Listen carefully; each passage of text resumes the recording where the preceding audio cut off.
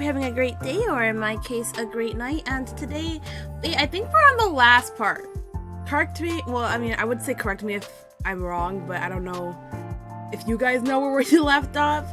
But we are either. I think we're gonna be finishing off the reaction for the left-right game tonight, which is super exciting. Unless there's another video that I don't know about, but yeah. I've seen I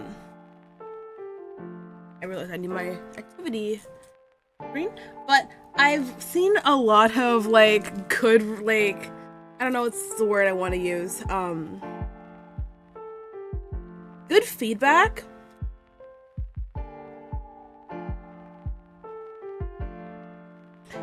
Yeah, a lot of good feedback from YouTube for reactions. I think it's amazing. So I'm gonna keep some of that in mind, but I think one of the main things that I want to keep in mind is like talking, because like we have so many things, we have so many like, I don't know, comments to make, and mainly people were just like, because we have so many comments to make, and the video keeps going sometimes because we don't pause it, yeah, we're gonna pause it while talking. That's simply enough. Hi Breeze, yo.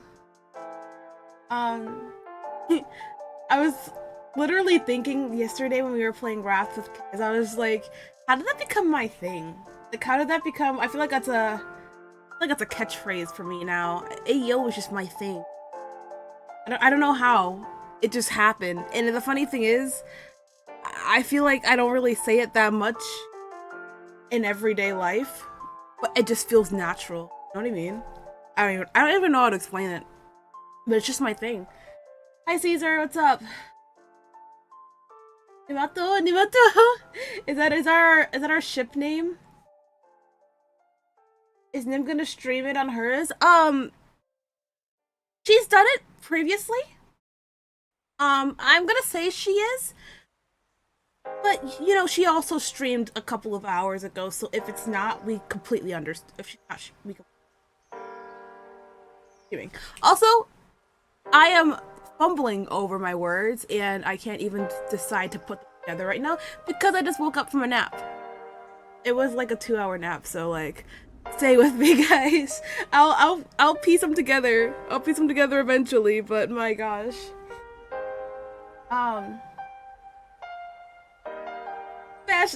Smash the like button. Exactly. And subscribe, you know, if you want. Oh. Yo, Nim casually sliding closer to me. What's going on? What's going on, Ew. I'm not on the call with her yet. I just thought it was funny. If you're new, Nina and Nim, can you introduce yourselves? I don't think anyone's new yet. But yeah, I mean, if you guys don't know who we are, we have previous YouTube videos that, you know, introduce ourselves in. If you're on YouTube, and if you're on Twitch, you know, read the bio, I guess.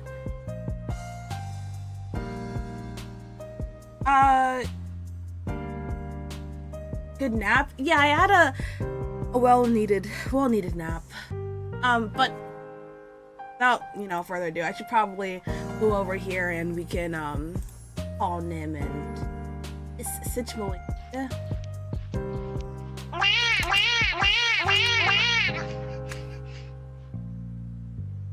Oh, also double checked, Nim is streaming.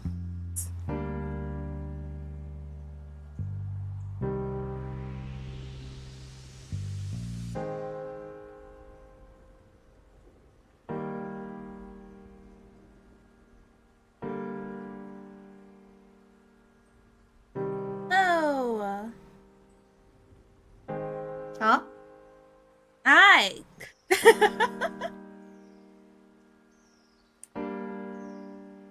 Hold on. Oh, because I can't hear you. can't hear me.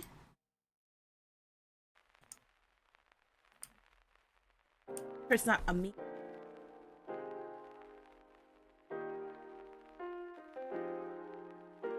Not a me thing.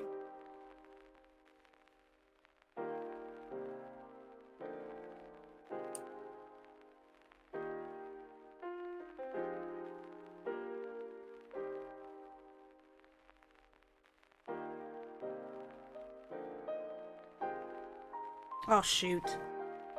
I don't know actually where this is gonna end up. That was weird. Okay, hold on. Okay. Not exactly. Oh my goodness. We'll go right here. I am trying every single...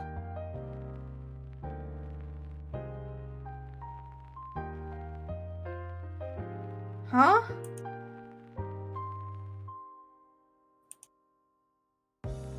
I'm gonna pop up in Nim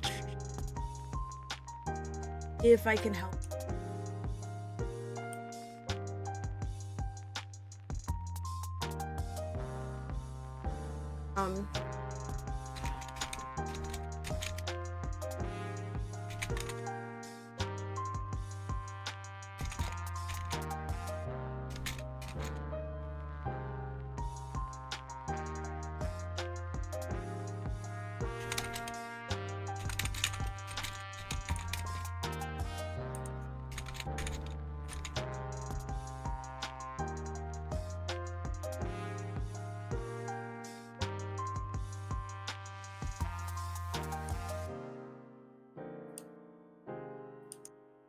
It should be the right thing.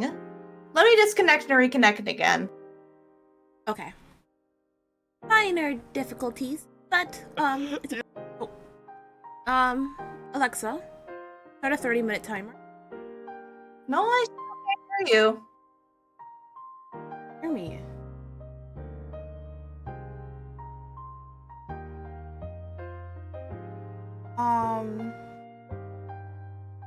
Go ahead. I know. Yeah, Chibi indeed. Funny. Like up. Okay.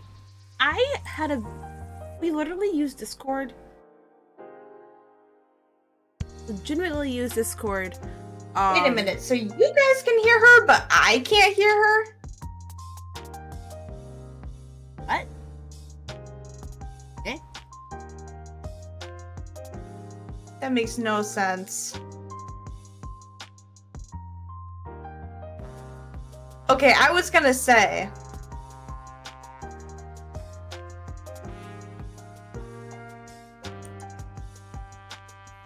I'm sorry for the scuff, guys. Okay, I was gonna say, Caesar, you confused me. Let me try... I don't know if it's something on my side. If like the green circle is like reacting on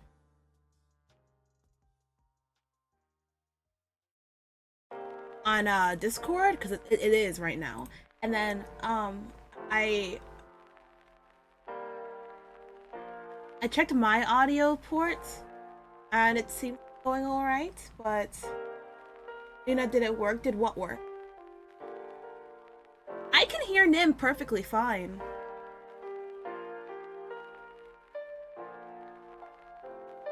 It's just the other way around.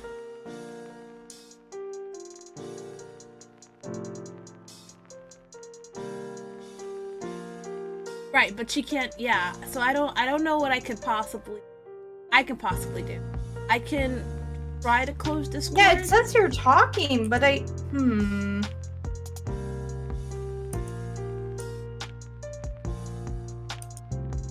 you try talking again?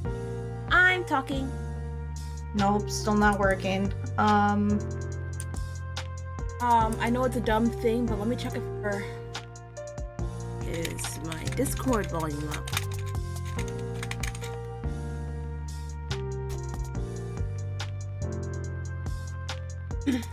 Why, I was gonna say, I always say, tough streams are the best streams. That's just a Nina stream. We have so much stuff here, which is okay. I mean, I feel like streaming is a hard thing to do. There's a lot that goes into it, especially as we both kind of started, we started getting ready for today's stream a little, like literally 10 minutes before, stream started. It's fine, like this happened. Hey, Asan, what's up?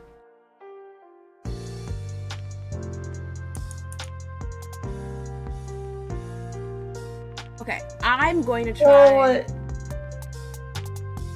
Okay, I'm gonna try. What are we gonna do?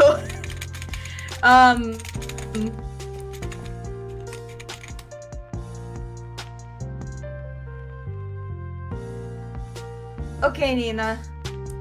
So I'm just gonna completely like close Discord and open it back up again and see what happens.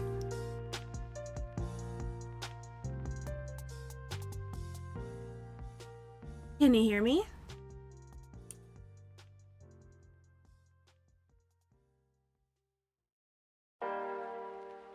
Okay. I don't know. Okay, I just tested my mic and I can hear myself back. I genuinely don't know what else I can do.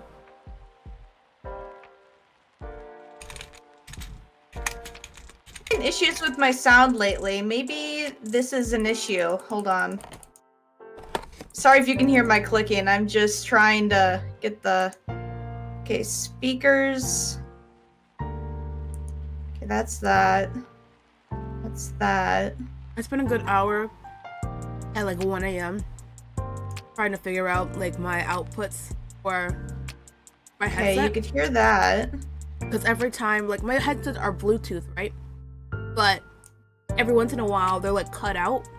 So I had to plug them into the back of my tower. Yeah, nothing.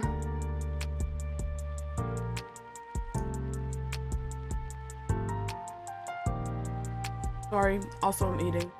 Snacking. Nothing. Hold on. I had an early dinner. This is so weird. It really is.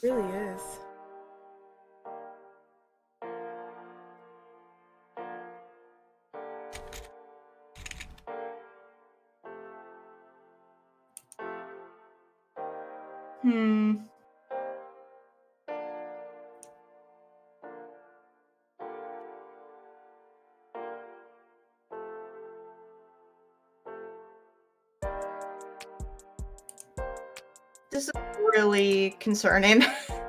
I would love to take a look. I got everything right. I don't. It should be working. I don't know what her outputs are because they're obviously different PC, different headset. Reset my voice settings. I did.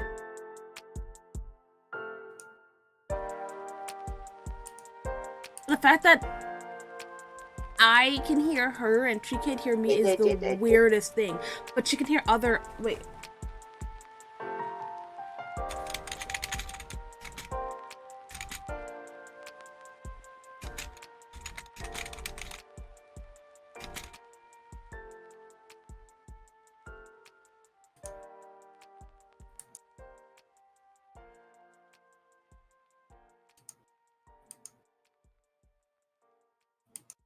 Wait, Nina, can you not hear me either? I can hear other audio? Yes, I can. I can hear other audio. Yeah, that's the weird part. I can hear me. That's weird. I can hear her. But yes, I can hear other audio. Oh, I genuinely don't know. And I don't know an alternative thing that we could do.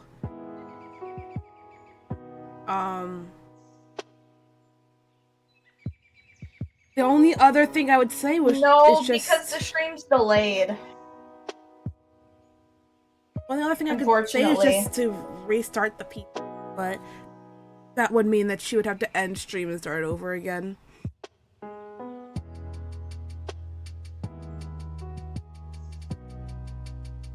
which would be like a whole hassle that I don't think you should go through.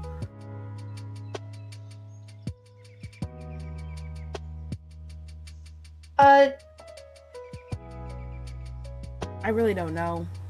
I'm at a loss. You think maybe it's on your end, Nina? I'm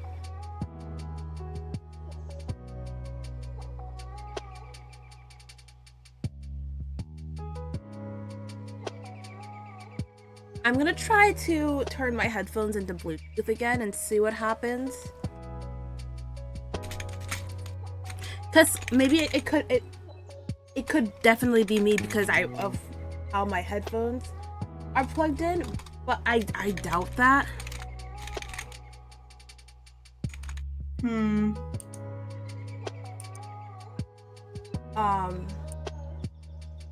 Let me.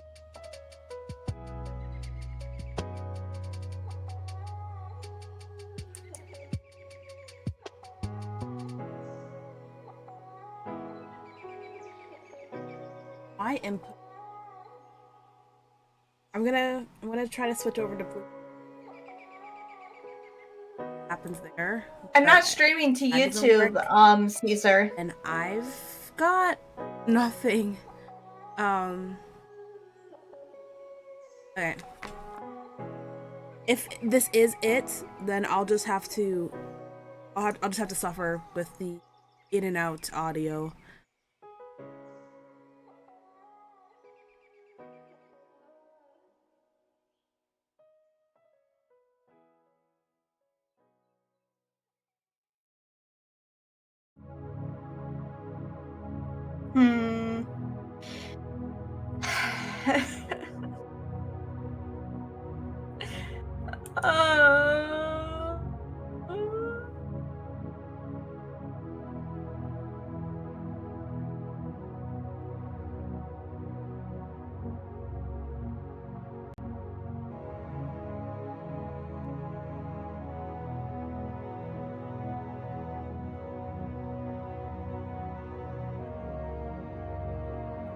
Wait a minute. If this shitty computer actually did what how fucking dare this computer? How fucking dare? Can you hear me now? Yes. Okay. So sorry, I'm just pissed at my computer. It wasn't you, it was me. Oh, was it? Yeah, my computer, for some reason, whenever I open a new thing, my audio mixer immediately sets the new thing to mute. Oh, okay. Oh. So it separates the windows. It doesn't just go by like everything individually, and it's really pissing me off. And I don't know how to fix it. But anyway, we got it figured out. I'm so sorry it took so long. Well, I mean, at least we figured it out. Yeah. Oh. You can still hear me though, right? Like right now? Yeah, I okay, can. Okay. Yeah, we're good. All right. Anyway, can we introduce ourselves again? Hello! I am Nimue Shinkai, and I am a Sea Bunny VTuber. I play mostly RPGs and casual games, but I sometimes dabble in horror. And this is my friend Minato Zachi. Mm. Yes. Shoved your chicken. Yummy. Are they dino nuggies? No, they're not. They're just regular nuggies. Oh. They're inferior, I know. Inferior. Yeah, I'm Minato Zachi. I'm a half demon, half angel VTuber who is currently chibi right now. But yeah. And I kind of play a little bit of everything, except for FPS games, because I suck at shooting and aiming.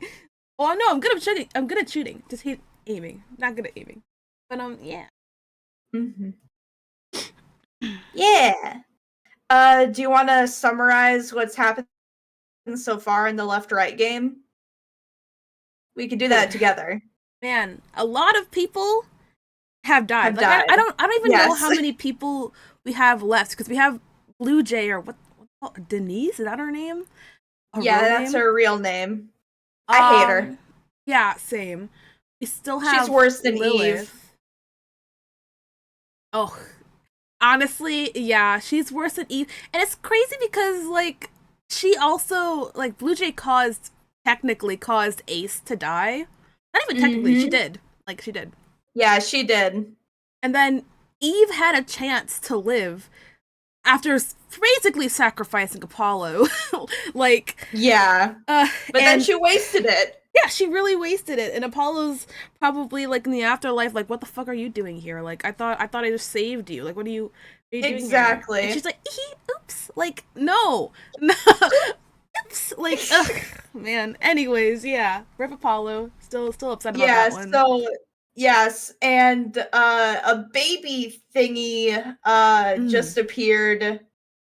So right now, all the people that are left are also Bonnie and Clyde died. Right, yes. Yeah. Bonnie tried to go to Wintry Bay and she and her car disintegrated. Yep. And Clyde was so devastated, he kind of decided to go after her, if you catch my drift. Yeah. It was honestly very sad. The way, like I Yeah. felt pain. It was rough. Yeah. And just now, I believe a bunch of deer ran into their car. Watch your language here. And then there's this baby monster thing that Rob couldn't bring himself to kill, but he finally did. Right. And that's where we ended last time. And I'm honestly, I don't know how I feel about freaking Blue Jay being like, I feel like everyone else had their troubles, had their challenges, and they did not make it out.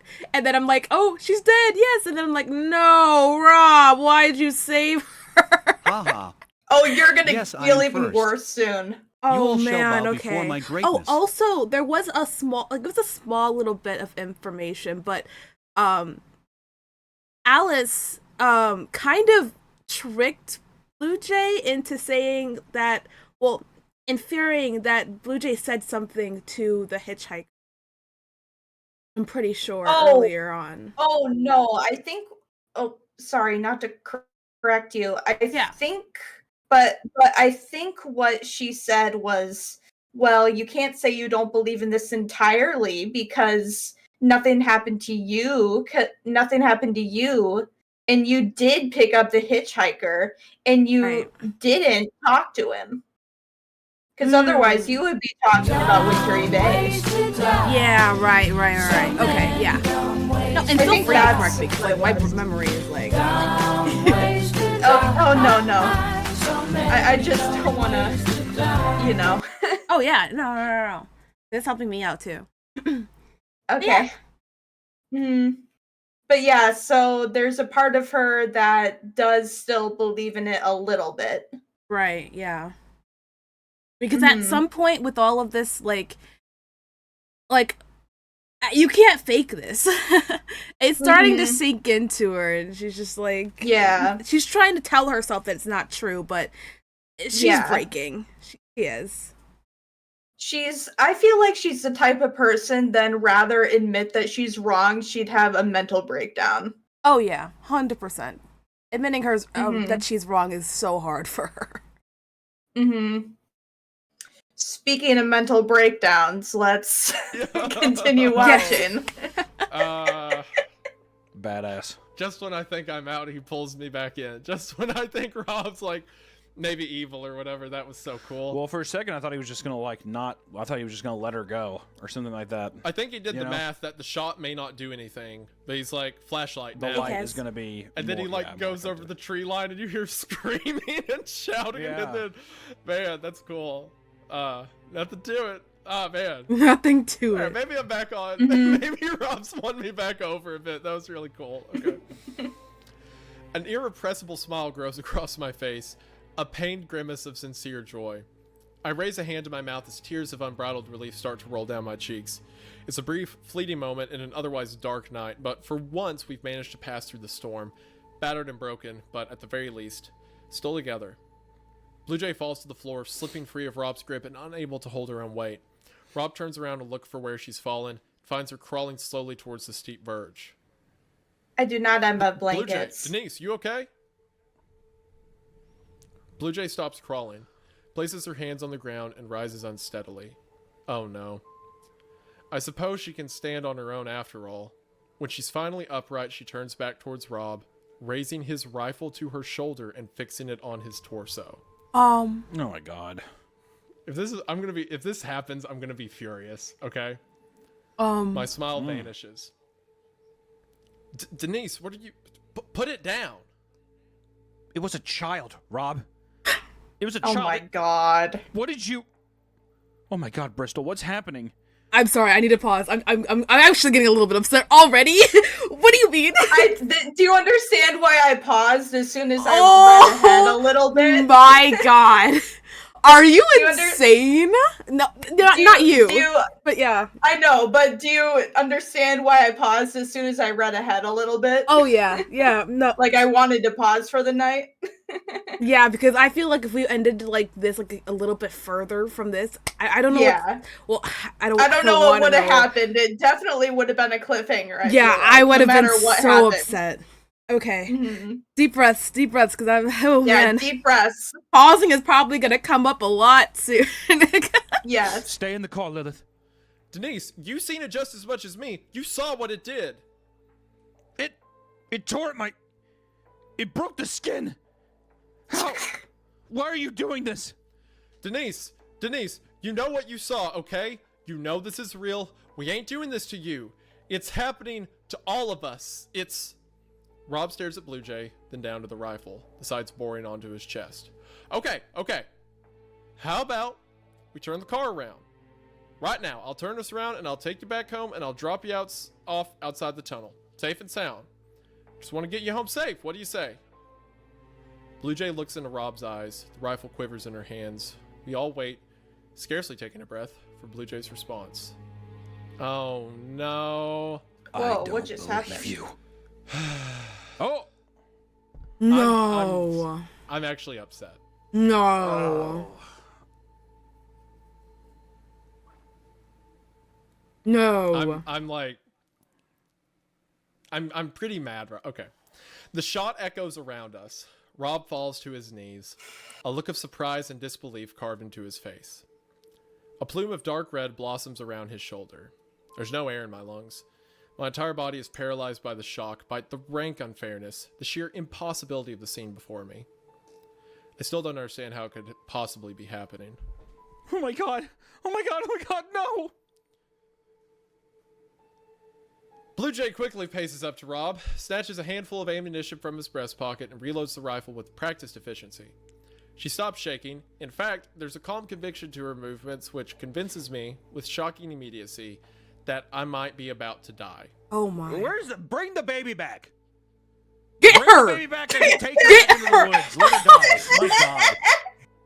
No, I mean, but for real, like, get her! Yeah, Are you- exactly. Oh my Exactly. God. Take her back. What do you mean, why am I angry? Oh, are What do you? you mean, why am I angry, Caesar? Oh my god. No, this is. Because not only did Rob save her, because she would have been, like, dragged into the forest. He didn't have to go in there. That's the thing. Like, he didn't have to risk his life going into that forest, scarring himself because he had to shoot a creature that looked like a baby. Mm-hmm. And then she does this too. Oh my god. No, I'm so upset right now. I'll hydrate, by the Yeah. way. Mm-hmm. I really hope need he's that. not dead. I really hope he's not dead. But I mean, did Alice get into the car? I don't know. I think she did. Because even if he is alive, she's gonna drive off without him. Hmm. Because Lilith is still in the car, right? She didn't Maybe come out? Alice isn't. Oh man. Alice said she might have been about to die, so maybe she isn't. Okay. Maybe she Alright. isn't in the car. Okay. Also, no, I don't have the blink. I No, neither do I. We were running behind, so I mean, Yeah. we took up a lot of time with audio issues anyways, so Okay, deep breaths. I'm pressing play again. okay. I'm so mad right now. I can't even form sentences. I hate her. I I'm- hate her I'm so just much. I'm just gonna keep reading. Okay. Yeah, go ahead. I dive back into the Wrangler, slamming the door shut behind me. I find Lilith gripped by an immediate, immobilizing shell shock. We need to go, Lilith. We need to go, okay? I don't understand. Get out of the car, both of you. I'll Oh. kill him. I will kill him. Do you think she's going to kill us too? No. She was going to shoot Rob in the chest, but she aimed away last minute. Oh, She's thank just God. bargaining. Oh, the shoulder. okay. Okay. Yeah, my yeah, God. his left shoulder. Okay. Bargaining? I thought. Sorry, hold on. I thought Rob You're good. died like that. Mm-hmm. I was No, going to no. start throwing stuff. I was about to be. No, he got shot in the shoulder. And Okay. he's just on his. I think he's just in pain. That's fine. He was gonna go That's monkey fine. and start Yeah. This is okay. yeeting thing around Hold the. on. But still, I Give mean, I don't know 10 what she's gonna seconds. do. I need to breathe. I'm so. Well, while you breathe, I'm still in a state of like I'm worried for Lilith. I feel like Alice is gonna get out of this, but I'm worried that something's gonna happen here where.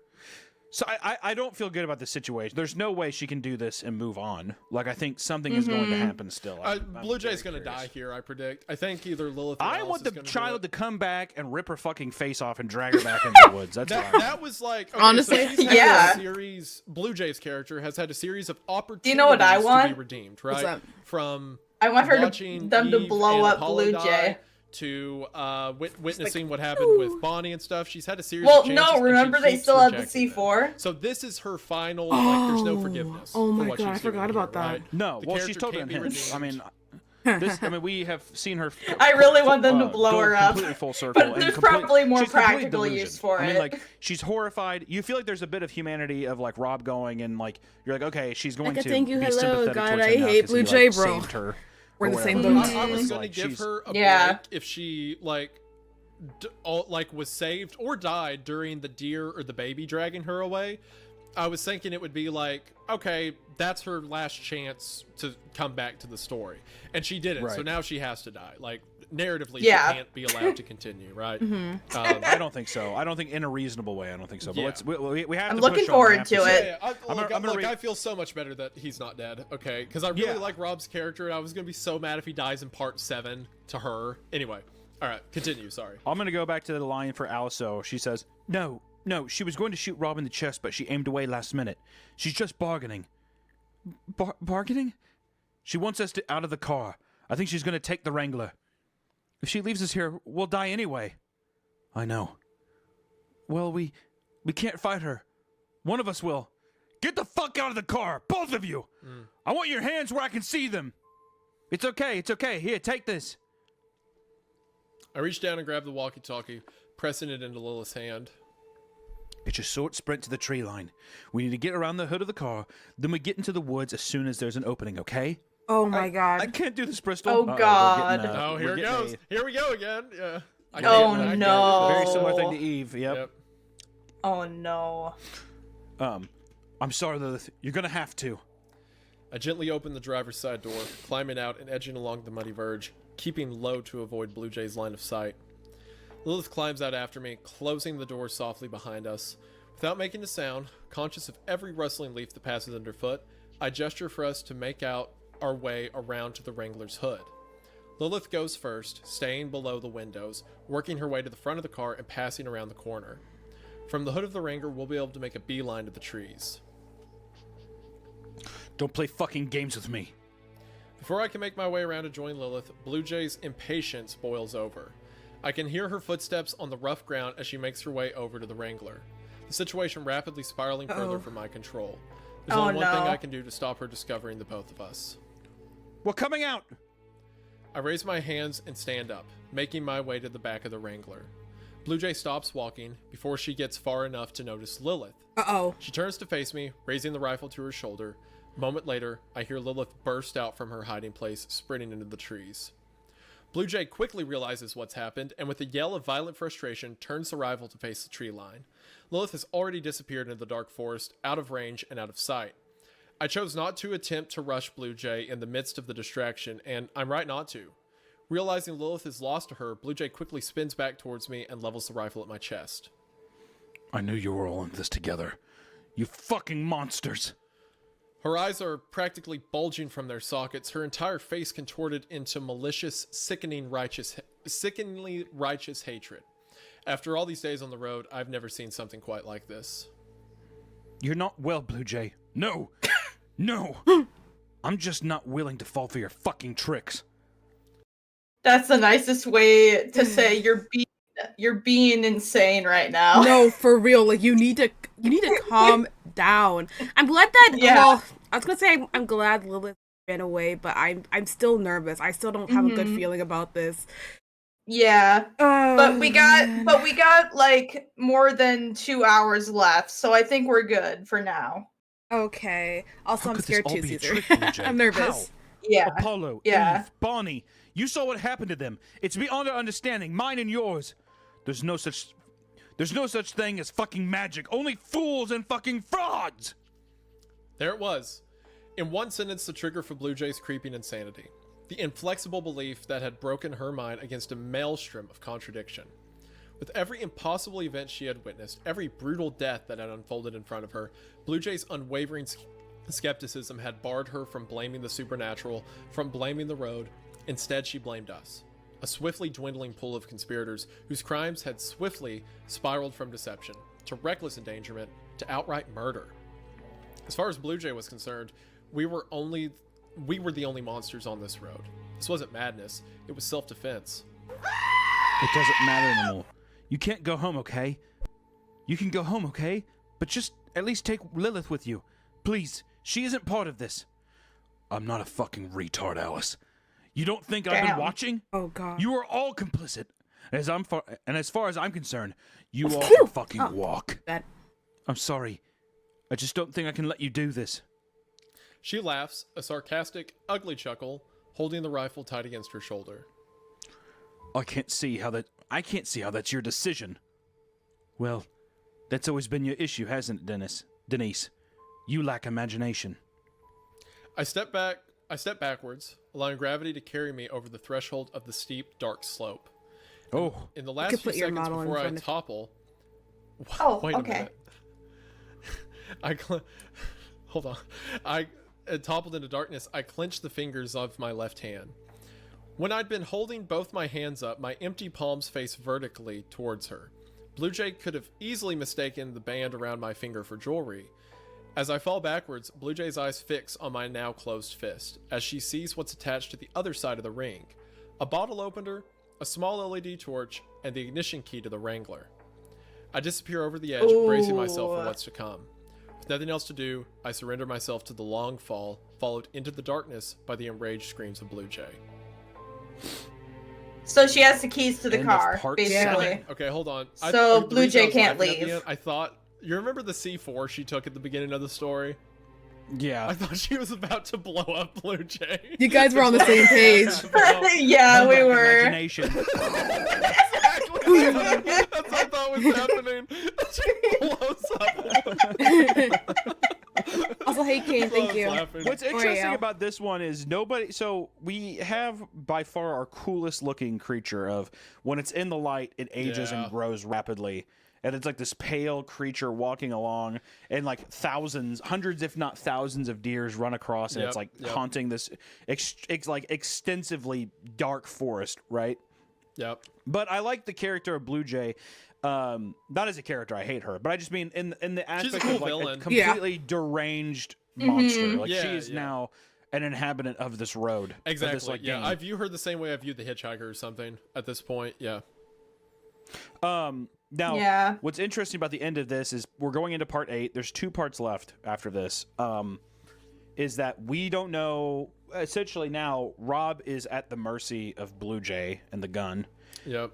Lilith But- is hiding in the forest as well, Yep. and now our Alice is just like kind of just falling over the edge and just being like, whatever is over this edge, I'm gonna die either way, but I would rather just like get away from this and see if I can survive. Yeah, so she dropped over the cliff holding the key ring. So now Blue Jay cannot steal the Wrangler. Rob's on the ground, and the 2 others are now laying in the woods. Okay, sick. All right. So now we're into part 8 here. The continuation. I'm just ready to go full into it. I'm extremely interested to see what happens. Both Part that eight. Kane, I I'm woke up goes. from a nap before. And then game two. I'm very curious after reading that. Same what here, the main actually. guy says, the guy who's uploading the stuff. Yeah. This is my favorite part after having like tragic endings. He's like, "Hey guys, so I went to the store today. Have a nice day." Okay, what? No, but genuinely, that guy puts nothing. Like he has no purpose. Yeah, he really doesn't. I wish, like, maybe, like, he'd show some worrying for his, like, a person that he knows and is, like, just fall off a freaking, like, just jumped, basically, with the key. Like, she has the keys. Yep.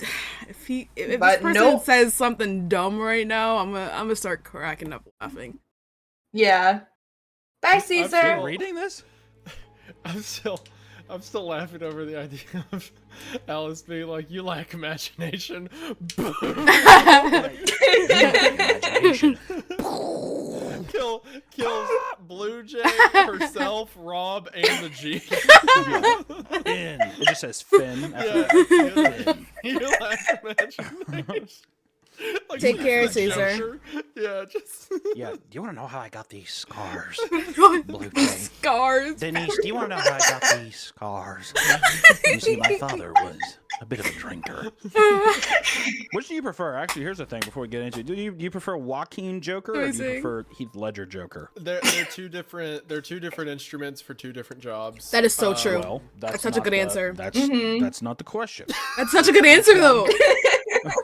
Which one do you like more? Not Say what it with I your chest. said. Gosh, they're such different characters. I guess I like the Ledger one more. Good because man. I feel like it's more timeless. I really love the Joaquin one, but to No, be dude, honest, you don't have to sway me, man. I prefer Ledger Joker as well. That's all. I'm we need also to know. agreeing with to, this. Did you have to a, me, Joaquin doesn't do anything that a character like Travis from Taxi Driver doesn't do, you know? But I feel like Yeah. Heath Ledger's Joker is more of a full flamboyant interpretation of like just chaos. Wants to crumple the system, whatever it costs. Yeah. I used to have a Heath Ledger poster in my room that said "Why so serious?" written in blood. Yep. Classic. So you know that I don't have a. Let me just say I don't have a Joaquin poster. So Was that I think that speaks volumes. Told to you my that. viewpoints. Oh. Says some things, I don't know. Anyway, There's a couple where are things. we? What are we doing? That's left right game. Left, right Hello. Next time you see Blue Jay, she's wearing Joker face paint. Yeah, she has a purple trench coat. Yeah, Oh, going wait, through the what trees. happened? I'm a part. Y'all are running the game, and I'm just What? here to throw a wrench in your plans. Oh, did your Milo go back to normal? Yeah, it got rid of the connection to Dragging Steam Rob by his server ankle, failed. Like bleeding. like, all Wait, what? They drag through the woods. Okay, hold on. I'm pausing. Wow, I'm so- pausing. I know this is important. Like, there's... Yeah, connection to Steam failed, so it canceled off the hub. Weird. Hold on. Okay, wait, no, it opened up again. I think it might just because I just opened up Steam. Huh. Weird. We're back. Well, Sorry. you're back. Okay, Oh, continuing we're on. back now. Stand the Yeah. side of me. My bad. Thank you, Cyril. So, Hi, Claire. and then what the fuck's his name? Who's the British guy in that movie? Michael Caine. Michael Caine's like, Yeah. some people just want to watch the world burn. Oh I my saw a baby god. holding an emerald the size of a tangerine. Some people just want to watch the world burn. Okay. Bones. They evolved to where it's like That's unintelligible. exactly what Michael Caine sounds like in those movies. Mashed away. Washed away. There was a jewel thief down in Panama. Oh my gosh. All right. Yeah. All They're right, so silly. party. Here we go. Yeah. All right. Anyway, introduction. Hi guys. This I hate is Waffles here. Hi guys. Apologies for the removal of this slog a second ago. Not sure why that happened, and I should also apologize for the delay in posting recently. If I could dedicate all of my time to finding Alice, then I would. Sadly, I need to work as many Christmas shifts as I can get my hands on, especially now I've decided that I can't continue the investigation effectively from my flat in North London. I've been thinking about it for a while, and I've decided that, after Christmas, I'm going to be flying out stateside to follow up on the leads you guys have provided. Well, this guy's dead. I hope. Yeah, he's Hopefully- definitely going to die. Part 10 is going to be a sad day for him. Yeah. Hopefully, Yeah. once I'm there, I might be able to make some real headway. In the meantime, please keep any and all insights coming, however small. I really do read all of them. Okay, here's the Content next log. creator type of. Hey guys, Alright, yeah, no, we are for now real. on- This one's Yeah. Valentine's Day, funny enough, February 14th, Come back to our channel. 2017. Now into a new day, in a new day, in a new forest, in a new land. Yep. Here we go. Also, for the next one, since you know he's British too, for the next two, since it's the last two, can you read the first part in a British accent? So I'm not the only one. Okay, I'll read the silence last is sentence loud. for you, so you can. Yeah. No. Just wait till Okay. part 9. It's the next Okay. log. Can't do that. Hold up. I can't do accents either. That's Australian. Australian. My- That's Australian. My I'm going accent to slipped. Australia. I can't do it purposefully. I can't. Hey, okay. I mate, can't do it's it a at bit all. Australian, isn't it? Okay. All right. In it. Okay, here's the net. I can't. I'll try. We'll see when we Good get Lord. there. I'm gonna. They thought your British accent was offensive. They haven't seen anything yet.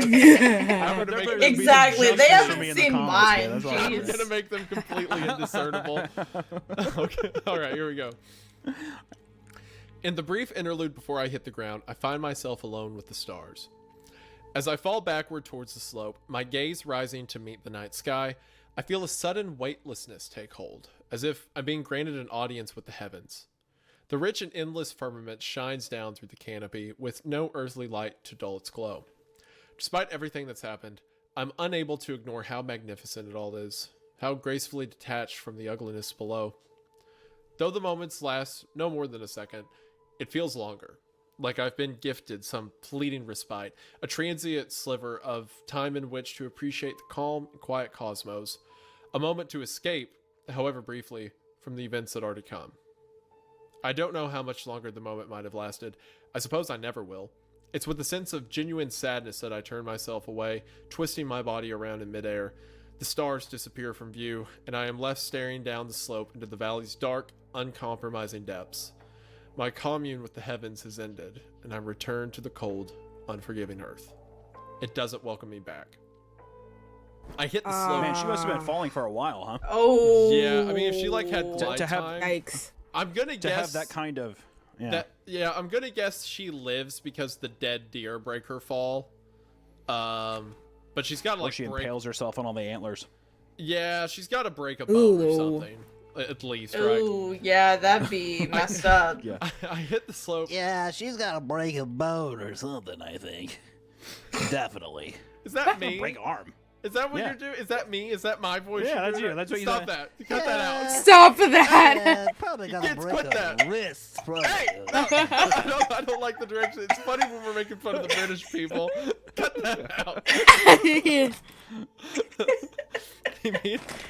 I hit the slope, immediately bouncing off one shoulder and landing on the Boing. other. That's what I think of it. Thank you for the sound effects. Boing. Bouncing off a boulder, they said? Is that what they said? And it makes a boing noise. Boing.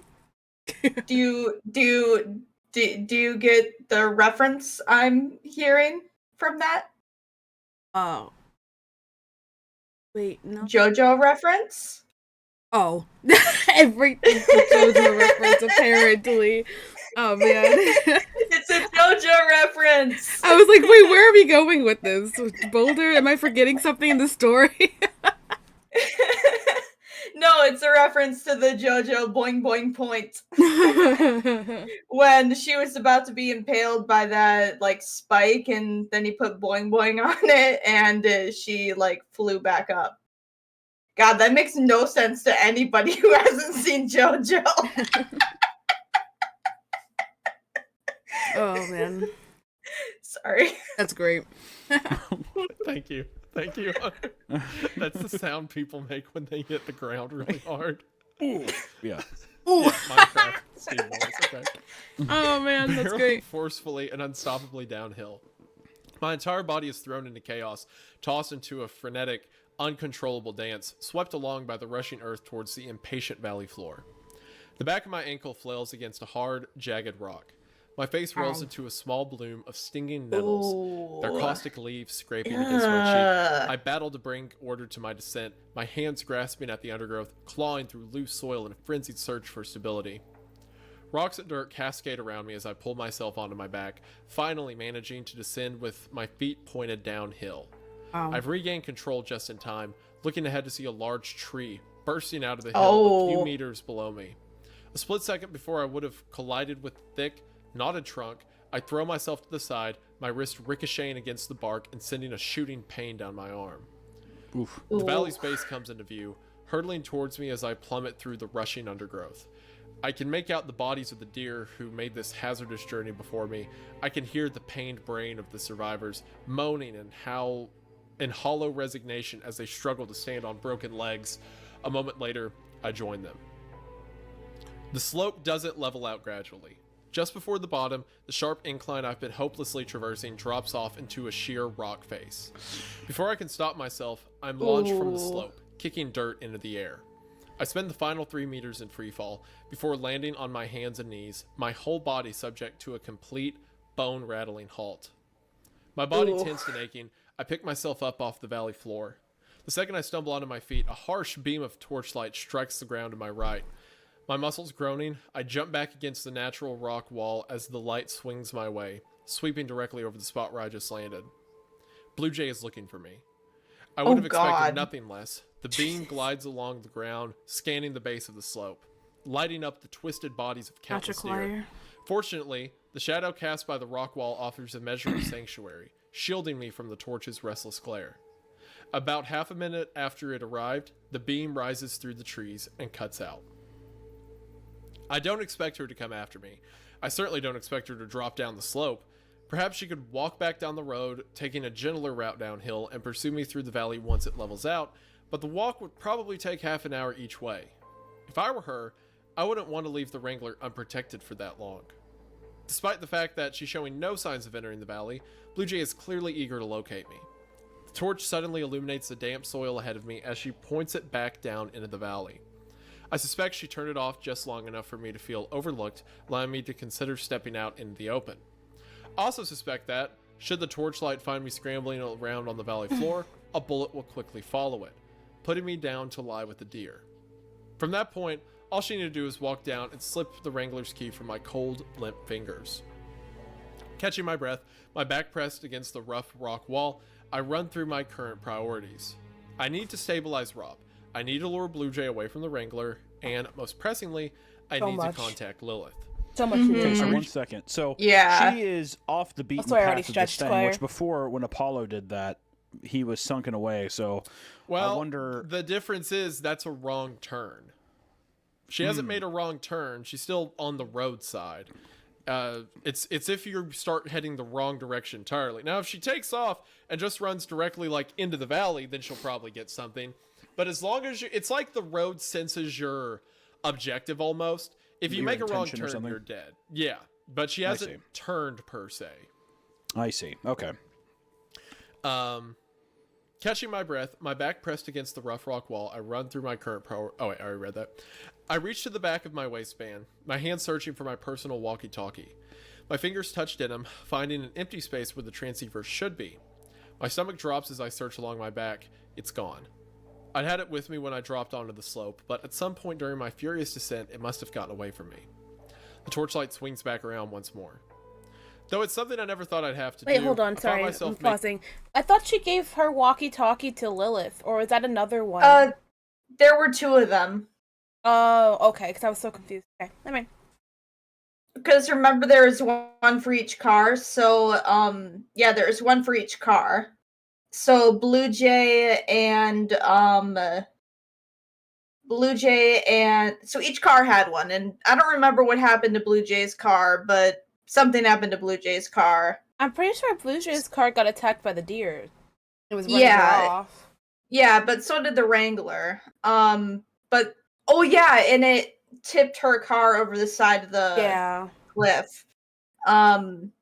But so Blue Jay had her walkie, and I think what happened is somehow they got Blue Jay's walkie, and Lilith took one, and Alice got one.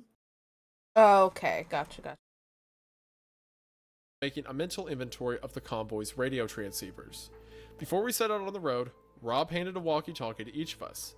Since then, it's safe to assume that those belonging to Ace, Apollo, Eve, Bonnie, and Clyde are no longer in play. Lilith must have lost hers when her car sank into the ground, which is why I gave her they're explaining Rob's it right before now. She ran into the forest. Okay, that left just mine, which could be anywhere Oh, on so the it's hillside, Rob's. and Blue Jay. Oh! The torchlight disappears once more. Okay, so there's Yeah, actually 3 of them. Blue Jay's got it. I cautiously lean out from the shadows, scanning the forest around me. Blue Jay's walkie-talkie had been in her car when the child pushed it from the road. If I'm correct, I'm gonna be then her right back. transceiver is the You only can one keep left the that I can video use to going, though, contact Lilith. Okay, sounds good. The car itself doesn't seem Just to be anywhere catch around me up when I but get as I back. turn my Gotcha, head and gotcha. scan the dark hillside, I can see it resting on the slope. The entire car has been stopped mid-fall, resting precariously on its side, the vehicle's crooked undercarriage crumpled around the trunk of an old and battered tree. If I'm going to get in touch with Lilith, I'm going to have to climb up there. I edge along the rock until Blue Jay's car is almost directly uphill for me. Turning around and running my hand against the damp, shrouded wall, I'm able to discern a few passable handholds. Placing my fingers into a large grove above my head, I jam my boot onto a small outcrop just above the wall and push myself upwards. It isn't an easy climb. My hands It's are cold, connected. my arms are tired, and I'm certainly not wearing the Okay, right I'll bring them shoes. back after Rich My comes boots back. repeatedly slip from their holds, causing my arms to throb as they're forced to bear my weight. After painstakingly scraping up the first 2 meters, I run out of places to put my hands, my outstretched fingers falling roughly 10 inches short of the top. Oh. I take a quick breather, letting both arms straighten as I lean back and observe the wall above me. As the torch sweeps past overhead once more, it illuminates a small twisted root on the very edge of the cliff. I have no idea if I can reach it, and there's every chance it will give way immediately, causing me to topple helplessly back to the earth. However, I can feel my grip weakening, a noticeable ache running up my forearms. I'm not going to be able to stay where I am much longer, and I suspect I won't have the energy to make it this far again. Edging my feet up, scrabbling the side of my boot against the wall until it sticks in place. I bend my legs slightly, poising myself to make the jump. Terrifying. Gritting my teeth, and with a sharp, tentative intake of breath, I swing myself up into the air and let go of the wall. I feel grossly vulnerable, hanging in the air with nothing but a harsh fall below me and harrowing climb waiting above. I throw my arms forward as I hit the peak of my jump and just manage to catch the root with both hands. Nice. A heavy jolt wrenches my shoulders, threatening to yank me back to the ground. Fear and adrenaline alone sustain my desperate grip, my arms on fire as I swing my leg up to the ledge, hooking my heel over the top after a few clumsy attempts. I force myself over the edge and onto the soft soil, just in time for the torchlight to start circling back towards me. With one final surge of effort, I push my aching body upright and struggle over the nearest tree. Failing at its base and pressing myself against the bark, the light travels quickly. The tree's darkening shadow swings over from the right, covering me, and then fading again as it stretches out to my left. The light leaves me in darkness, certain to return soon as Blue Jay continues her frenzied surveillance. It started to rain a little. I'm guessing the A light few is Blue sporadic Jay droplets looking fall for through her. the sparse canopy and land on my outstretched palm. It doesn't take long before these scouts are reinforced by a steady downpour, drumming against the leaves and grass, soaking through the loam. The already punishing incline is going to prove completely unclimbable if the rain has enough time to slicken the grass and pound the soil into mud. I also doubt I'll be able to make the initial climb again, especially if the rock wall becomes coated in a layer of cold rain. As much as I have to move quickly up to the car, I also need to move carefully. It's becoming increasingly clear that this will be my only attempt at reaching the radio. The vehicle is only a short climb away. I can see its undercarriage laying against the tree, and the entire left side of the vehicle is pressed into the ground. Only now I'm nearby do I hear the ominous creaking sound that emanates from the car as it rocks almost imperceptibly around a thin focal point. I wait for the torchlight to swing past me more before pulling myself out from the shadow of the tree. My dirt-covered hands grasping at any conceivable purchase, I crawl up to the bank towards Blue Jay's vehicle. My feet slip on the grass with every other step as the rain seeps into the ground, soaking through my fleece.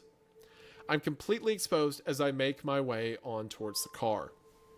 Though it remains a constant concern, the torch seems to be exploring another section of the hill as I arrive beneath the chassis, the undercarriage looming imposingly over me.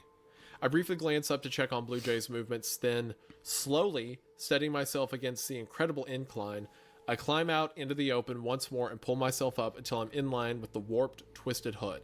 Okay. Blue Jay's transceiver is still fastened within its dock.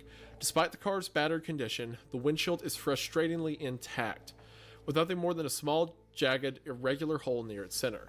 Wow. It will take a bit of That's honestly maneuvering, really but it surprising. should be just big enough to reach through and pull the radio free. Slowly and tentatively, I thread my arm through the center of the opening, shards of serrated glass encircling my skin. My hand reaches the dashboard, slowly brushing along its surface towards the walkie-talkie as I lean into the car. The torchlight starts to swing back across the hill. Blue Jay is walking along the ledge in a frantic mission to find me. In my current position, out in the open and trapped in a slow, delicate procedure, there's no way I can get out of the way in time. My hand grasps the transceiver as the light reaches me. Though I'm ashamed to admit it, for a brief Scary moment, situation. drowned in the revealing glare of the torch's beam, I'm stunned into inaction. The light has stopped moving, fixed directly on me, casting my stark shadow down into the valley. I can imagine Blue Jay's triumphant glare as her desperate search is finally rewarded. Returning to my senses all too late, I grip my teeth and wrench the walkie-talkie from its dock. With no time for grace or care, I retract my arm from the windshield, inhaling sharply as an apparent shard of glass scrapes across the back of my hand. It turns out I have greater things to worry about, as I hear a loud bang from up on top of the hill, followed instantaneously by a disgusting zipping sound that flashes past my ear. Oh, I missed. flinch instinctively from the noise, my sudden reaction causing my boots to give way beneath me. I slam into the earth and career down the hill. What little control I have over the slope, I give away in a desperate bid to roll into the car's shadow and out of the light. I don't have time to right myself as I'm dragged chaotically down towards the valley and cast over the edge once more. The base of the valley flashes into view mere seconds before my body slams into it. The air is ripped out of my lungs, my pained cry forming a visible plume of steam that dissipates into the cold night air. I lay on my standing is side, over, so cradling rest the myself. walkie-talkie in my hands. At the very least, I'd managed to keep a hold of it. The torch dances erratically around my position. I pick myself up and drag my body the last few meters, collapsing against the wall as a torch beam lights up the ground in front of me. As I raise the radio, I realize my hands are violently shaking. I don't think I've ever been as close to death as when the bullet passed by me, and although the noise itself died quickly, its horrific implications echo in my skull. Blue Jay shot Rob as a bargaining chip to drag us out of the Wrangler. It was a show of force, a power play. The What bullet that she happened? just fired in my direction had no nuance, no pretense, no Hold on. I'll pause. Okay. Yeah. Perfect. Okay. So, No, I mean you disappeared from screen. oh yeah, it disconnected. Bad thing to Oh, weird. why it keeps.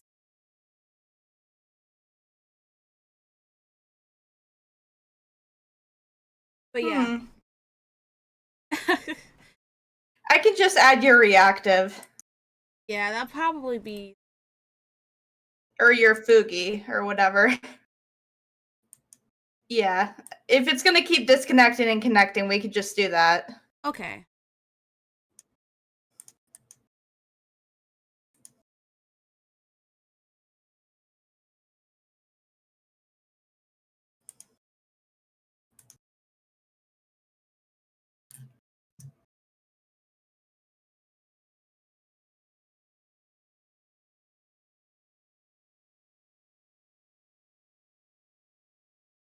Okay. You want me to bring you up to speed now, or? Yes. Okay. Yes, yes. So, what part did you leave at exactly? I think you I just her left. falling. I left. right? Yeah. Okay. So from the fall, she is starting to climb her way kind of back up the slope because she saw Blue Jay's car. Okay. So she's trying to get to the truck to get the radio to probably contact Lily. Try to reconnect with her. Blue Jay is being an absolute menace and has a light that's shining every once in a while down the slope to look for Alice to shoot her. Ah, yeah. So as Alice is climbing up these horrible, like, freaking not even leveled out slope and everything, it starts raining. So it's raining right now. As she's no! It's like climbing up. It's like Legend of Zelda: Breath of the Wild. So bad, but she makes it to the car. So she's already at the car, and she grabbed the Blue Jays walkie-talkie, the one that's in the car. Blue Jay saw her and shot at her, but it missed. It like right past her ear. But so we know she was shooting to kill, basically. Oh yeah. 100%. But yeah, I think now she slipped off of the car because of that. Because I would have too. But yeah, she has what she needs. She got the radios. Nice. I think that's all. All right. Guess I didn't miss much. No. Nya time? Nya? Nya. Nya.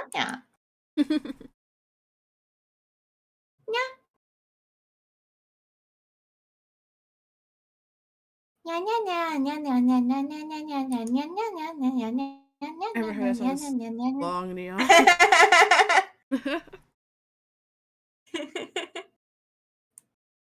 Oh, did I pause it? Yeah, you did. Okay, well. Objective other than its primary function. Blue Jay's prepared to kill me, which means she's prepared to kill any of us. I raise the transceiver and switch through the channels until I find Rob's frequency.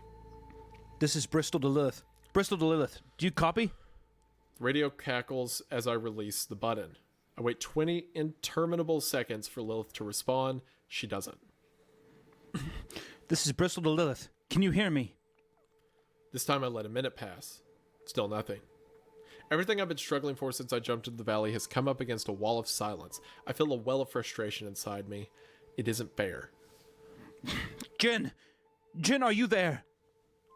Another minute goes by. I sat in silence the whole time, watching as the radio I risk my life to collect transforms into a useless hunk of plastic. No, Nya. After a while, I loosen my grip and let it drop to the wet soil. I bring my legs up to my body, wrap my arms around them, and rest my head against my knees. In a moment of rest, my breathing becomes shallow. A set of fresh tears well up behind my eyes, spilling out down my face. I don't even know what I'd The do rain in that falls around me as I situation. quietly Yeah. cry, sitting in the middle of a dark forest, muddied, injured, and alone. I'm ripped out of my melancholy as the rain is blasted in every conceivable direction, whipping against my face and splattering against the rock with incredible force. The air is whipped into a furious maelstrom, and a familiar, booming sound crashes through the aether.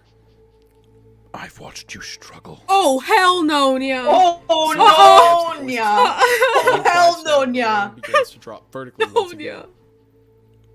Hello? Holy shit, Nya. Hello? Who is that? The air is still, absent of everything but the rain. I wipe the tears from my face as I call out to the air. Can you help me? Please, can you just... The voice has disappeared, and I suspect I won't be hearing it again anytime soon. Perhaps it just wants me to know that it's watching. I don't like One that. thing is certain. If the voice is attempting to bring That's me comfort or weird, make me feel yeah. less alone, its methods are horribly misguided. Alice, are you Yeah, there? yeah. Oh, My eyes fixate on the thank crackling radio. God, Nia. Alice, are you still there? I'm God, sorry. I yeah. couldn't- Why did you respond sooner? Jen, Yeah. are you okay? Oh, Are you okay. safe? Yeah. Yeah, I'm okay. I thought you were... What happened to you? I jumped down the hill, got Blue Jay's walkie.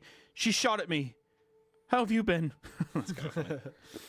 Oh my gosh. She's Yeah. gone fucking crazy. I made it to a clearing in the woods. It's straight on from the car. Or at least I hope it is.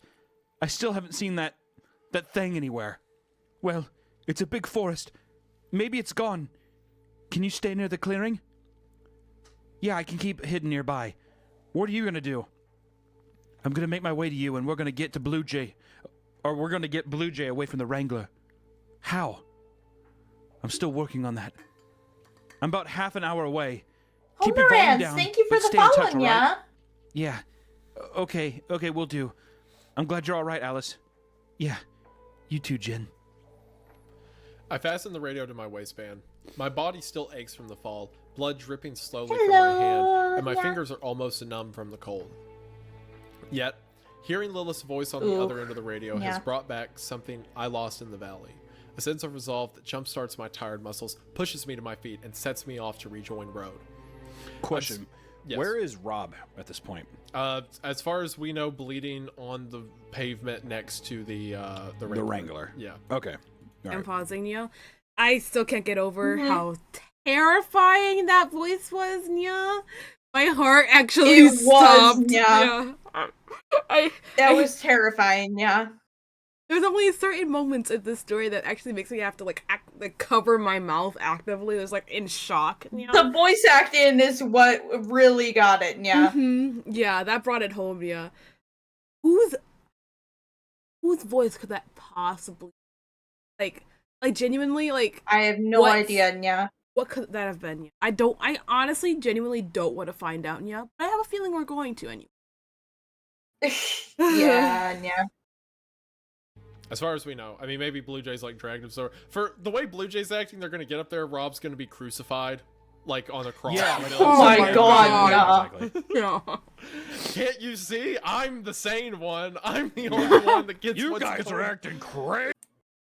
That's actually, yeah, that's actually kind of even weirder because Wendigoon, the guy on the left, is actually like Christian. Yeah. That's funny. Yeah. Yeah. yeah. Pretty much. Oh my gosh, yeah. As far as we know, he's still on the ground though. Yeah. Okay. I'm still still stuck in the middle of Yep. a dark forest. I'm still muddied, bloodied, and injured, but I'm no longer alone. It isn't long before my boots hit asphalt. I follow the road, sticking to the tree line as I work my way back up the hill. I'm reluctant to place myself within sight of the Wrangler, where Blue Jay will almost certainly be camped out and waiting. Unfortunately, it's the only point of reference in an otherwise unknowable forest, the only location from where Lilith's location can be divined. Once the road levels yeah. out, I take the precaution of heading deeper into the trees. The road is almost impossible to see now, but I'll need the cover if Blue Jay is still on the lookout. Even though I'm only a few meters deep, the woods fill me with a palpable sense of unease. Every shadow feels predatory. Every twig that snaps under my foot sounds like the crack of a whip. When the Wrangler comes into view, Blue Jay's nowhere to be seen. Uh-oh. Curiosity getting the better. Oh, of me. no, I creep yeah. closer to the Oh, road, my, observing the yeah. scene as Oh the my trees gosh, stand out. yeah. The place is deserted, with neither Blue Jay or Rob anywhere to be seen. I have no This idea is a what trap, could force yeah. him to move him. Mhm. Perhaps It's he a managed to get trap. away. Yeah. Something feels wrong. Creeping up to the Wrangler, I find the passenger side window broken. 1,000 splinters of glass spilled across Oh, the no, ground, yeah. trotted You into the forced mud. a way in, yeah. The glove box has been left open. The boxes of ammunition either emptied or removed. The next thing I notice makes my blood run cold, and forces me to curse my own stupidity. The light on the CB radio is on. Yeah, I mean, Oh I my figured gosh, that would yeah. happen. Yeah. When I'd reached the bottom of the hill, I'd correctly calculated that the number of active radios, arriving at the conclusion that only me and Lilith would be able to communicate. Technically, I'd been right. We were the only two who could talk, but that didn't mean we were the only ones who could Oh listen. no, Lilith. I'd forgotten Nya. that the CB radio in Yeah, Rob's car had its own yeah. Oh, independent battery Lilith, and yeah, inbuilt no, speakers. yeah. Oh Most no, importantly, yeah. we've been using it throughout the trip to broadcast and receive across all our frequencies. I switch the frequency of the walkie to a random channel, lift the receiver to my mouth, and hold the talk button. Bristol to all cars. My voice crackles out of the CB radio. Blue Jay must have known I was going to contact Lilith, and she'd broken into the Wrangler to spawn the conversation. I can't believe I didn't think about it before now. I switched the radio back to Lilith's frequency. Lilith, you need to get moving. Blue Jay heard us. She's not listening now, but she knows I'm meeting you near the clearing. Get yourself back here, okay? Lilith can't hear. Lilith, can you hear me? Ooh. Bring me my fucking keyboards. Oh no, yeah. Oh She's a god. super villain. Can you pause it real quick? Yeah, I have yeah, to go yeah, get yeah. something. Okay, I have to Nya. go get something real quick. I'll be right back. Okay. It'll yeah. give you a minute to let the horror sink in. Oh The yeah. situation. I need to breathe, Nya. Guys, this is terrifying, yeah. Is Nya. She's not okay. Blue Jay's not okay. Like I don't even care. I don't even care anymore, Nya. I the voice acting is literally so good for. I have to say, yeah. It's like the story. The story is already like 10 out of 10, right? Yeah. But then you add on to the different like the voice acting, and now it's like 20 out of 10. Oh man. Yeah. It needs help. Oh man. Poor Lilith, yeah. This is such a terrifying situation, yeah. I don't know what I'd do. There's too many things that Alice has on her mind, yeah. Like, to Lilith again. She wants to make sure Rob's okay from stop him from bleeding out. Yeah. She has to watch out for Blue Jay, yeah, and whatever freaking things are else in this forest or on this road. There's so many things that she needs to keep in mind, but also like the way that he was getting bruised and cuts and stabbed with random things getting up to the car. Oh, Nya's over, by the way. She's in so much pain and having to think about all of this. I know adrenaline is really what's just bringing her in, and maybe a little bit of fear is keeping her going. But I feel like any normal person, well, not any normal person, but I feel like me. I guess I won't speak very normal. But I feel like for me, like I'd be terrified as hell. I'm back. Oh, welcome back. Ow, quiet. You bonk me. I got food. Ooh, food. What's the food for today? Sorry, I got my headphones on now. What'd you say? What's the food for today? Spanish rice with taco meat. Oh, yum.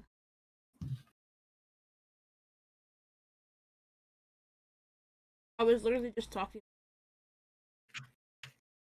Alice has so many things on her mind that Mm-hmm. she has like with Do. Lilith and Rob and Blue Jay and like the kind of Mhm. stuff that are happening. But then she's Mhm. also like basically not, like she's injured. Like it hurts. Like that's pain. Yeah. Like That clouds the mind.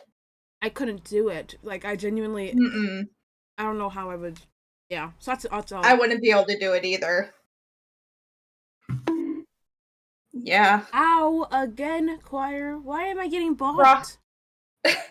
Probably for well, not bonked, but she's probably running on adrenaline. Yeah, that's what I was saying. Adrenaline and I guess. Yeah. Like not like stopping to move. My heart Stopping sinks. would be like the worst thing Now right it makes now. sense why Blue Jay wasn't guarding the Wrangler. She'd eavesdropped Yeah. on my conversation, and instead of waiting for me to get back up the hill, she gone after Lilith. Yup. Despite all my efforts, all my good Mhm. intentions, I led Blue Jay right to her. Blue Jay, where's Lilith? She's here. I hear a refrain of quiet sobbing in the background of the call. I can hear Lilith meekly calling my name. Okay, let me speak to her. What? No. You're not going to trick me again, Alice. You don't get to confer. You get to bring me the key to my fucking car, and then you get to walk yourselves back home. Now what about that do you need fucking discuss? Blue Jay, we're not your enemy, Denise, okay? Please, you have to believe me. You think I'll ever believe a fucking word you say? Bring me my fucking keys, and if you pull any more tricks, I will put a bullet in your fucking skull. Now do you believe that? She waits patiently for my answer. I suddenly feel like we've entered an entirely new realm. Blue Jay has the upper hand, and under the threat of fierce, unthinkable consequences, we've become the subjects of her domain. Reason, diplomacy, and sanity no longer hold sway over proceedings. As long as she has Lilith remains at the end of that rifle, I'm beholden to her madness. Fine. Okay, I'm on my way. Good. You need to remember, Alice, I didn't want any of this. You brought me here. Blue Jay lets go of the button, returning me to a familiar silence. If I keep the keys from her, Lilith will be at her mercy, and although Blue Jay can't really afford to kill her bargaining chip, I have no doubt she'll be willing to hurt her as much as she needs in order to force my compliance. If I let her take the Wrangler, however, we're both dead anyway. I take a moment to think through my options. It doesn't take long. There aren't that many left. My journey through the forest is uncomfortable and rings with an unsettling finality, like a guilty child heading towards an unavoidable reckoning. I'm overcome by a pervasive dread which builds with every shuffling step. I do my best to keep the Wrangler behind me, carving a straight line through the woods. All in all, it takes less than 5 minutes before the clearing opens up ahead of me. Blue Jay is planted in the very center of a large glade, leading too much exposed ground in every direction for me to even contemplate an ambush. Rob's torch lies at her feet as she keeps both her hands firmly wrapped around the rifle. Lilith kneels beside her, the barrel of the gun placed against her temple, her tear-stained face contorted by a mixture of despair and vitriolic anger. Her hands rest against her lap, her wrists bound by the same brands of cable ties I'd used to restrain Bonnie. I can imagine Blue Jay bristled with the poetic justice when she ordered Lilith to fasten the bands around her wrist. They both see me as soon as I step out of the trees. You're late. I got turned around. I'm aware there's Lilith, a are you time. okay? Stop walking. Stop Yeah, walking. I didn't realize either. Blue Jay grips the rifle more tightly, sending me an unignorable message. She keeps me at a good distance. She knows it takes her a second or two to reload the rifle, and she wants me far enough back to allow time for at least 2 consecutive shots. Everything she does, every action she takes, demonstrates that she's preparing to act swiftly against us, should anything untoward take place. Lilith, are you okay? I'm okay. Hand over the keys, Alice. Blue Jay, take her back with you, please. You don't have to let her... You can drop her off at a police station as soon as you're home. But just take her home. Hand me the fucking keys. Fine. I have in my bag, let me... Hey! What are you doing? Blue Jay snaps at me as I reach into my bag, pointedly jabbing the rifle against Lilith. Lilith cries with distress as the barrel repeatedly prods her temple. I take my hand out of my bag and slip it slowly from my shoulder. Every move I make is being considered a potential act of subterfuge. Fine. Here. I swing my bag in a slow arc and throw it over to Blue Jay. It lands in the wet dirt about a meter in front of her. That's better. Blue Jay steps forward, momentarily letting the gun's barrel slip from Lilith's temple. She quickly bends down and places the bag over her shoulder, reaching in, extracting the key to the Wrangler, and placing it in her jacket pocket. In the fleeting seconds of distraction, I watch Lilith raise her hands high above her head and swing her elbows down to her sides in a single fluid motion. The zip tie snaps open, and without wasting a second, Lilith launches herself at Blue Jay, grabbing her waist from behind and trying to force her to the ground. Shocked at the suddenness of it all, but aware that this may be her Lilith! mistake, I find myself sprinting across the clearing towards the pair of them. Go! Blue Jay is taken by surprise Go, following Lilith's Lilith! assault, but she adapts to the situation quickly. Planting one foot in front to brace her sudden momentum, she stops herself from being brought down. At the same time, she swings the stock of the rifle down to her side where it meets Lilith's face with a sickening crack. Ouch. You fucking Ooh. bitch! Lilith is knocked onto her back, dazed and hurt. Without hesitation, Blue Jay swings the rifle down and fires a shot into the girl's stomach. No. I find myself trapped in the moment, as if reality itself is stunned by the madness taking place before it, unsure how it will continue on. The sound of the shot thunders through my conscious, yet at the same time seems distant, otherworldly. I can't bring myself to speak, my lips uneasily parted as Lilith's fitful cries resound, uninterrupted through the clearing. What have you done? What have you... Blue Jay is backing quickly away from Lilith, putting space between the two of us while she struggles to reload. She was right to keep me at a distance early on. She's given herself more than enough time to drive a second bullet into the chamber and click the bolt into position. No more tricks, Alice. Before I know it, I've broken into a final, desperate sprint, casting wet mud behind me as I dash towards the shelter of the tree line. I can imagine Blue Jay leveling the rifle, lowering her eye to the sights.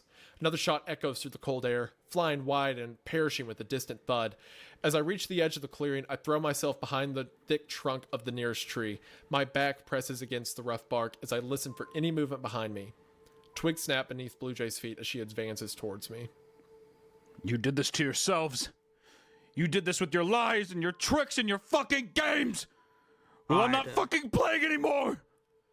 A shot grazes the tree, ricocheting off into the woods. I can hear her beginning to strafe around my position, poised and ready to fire as soon as she gets an angle.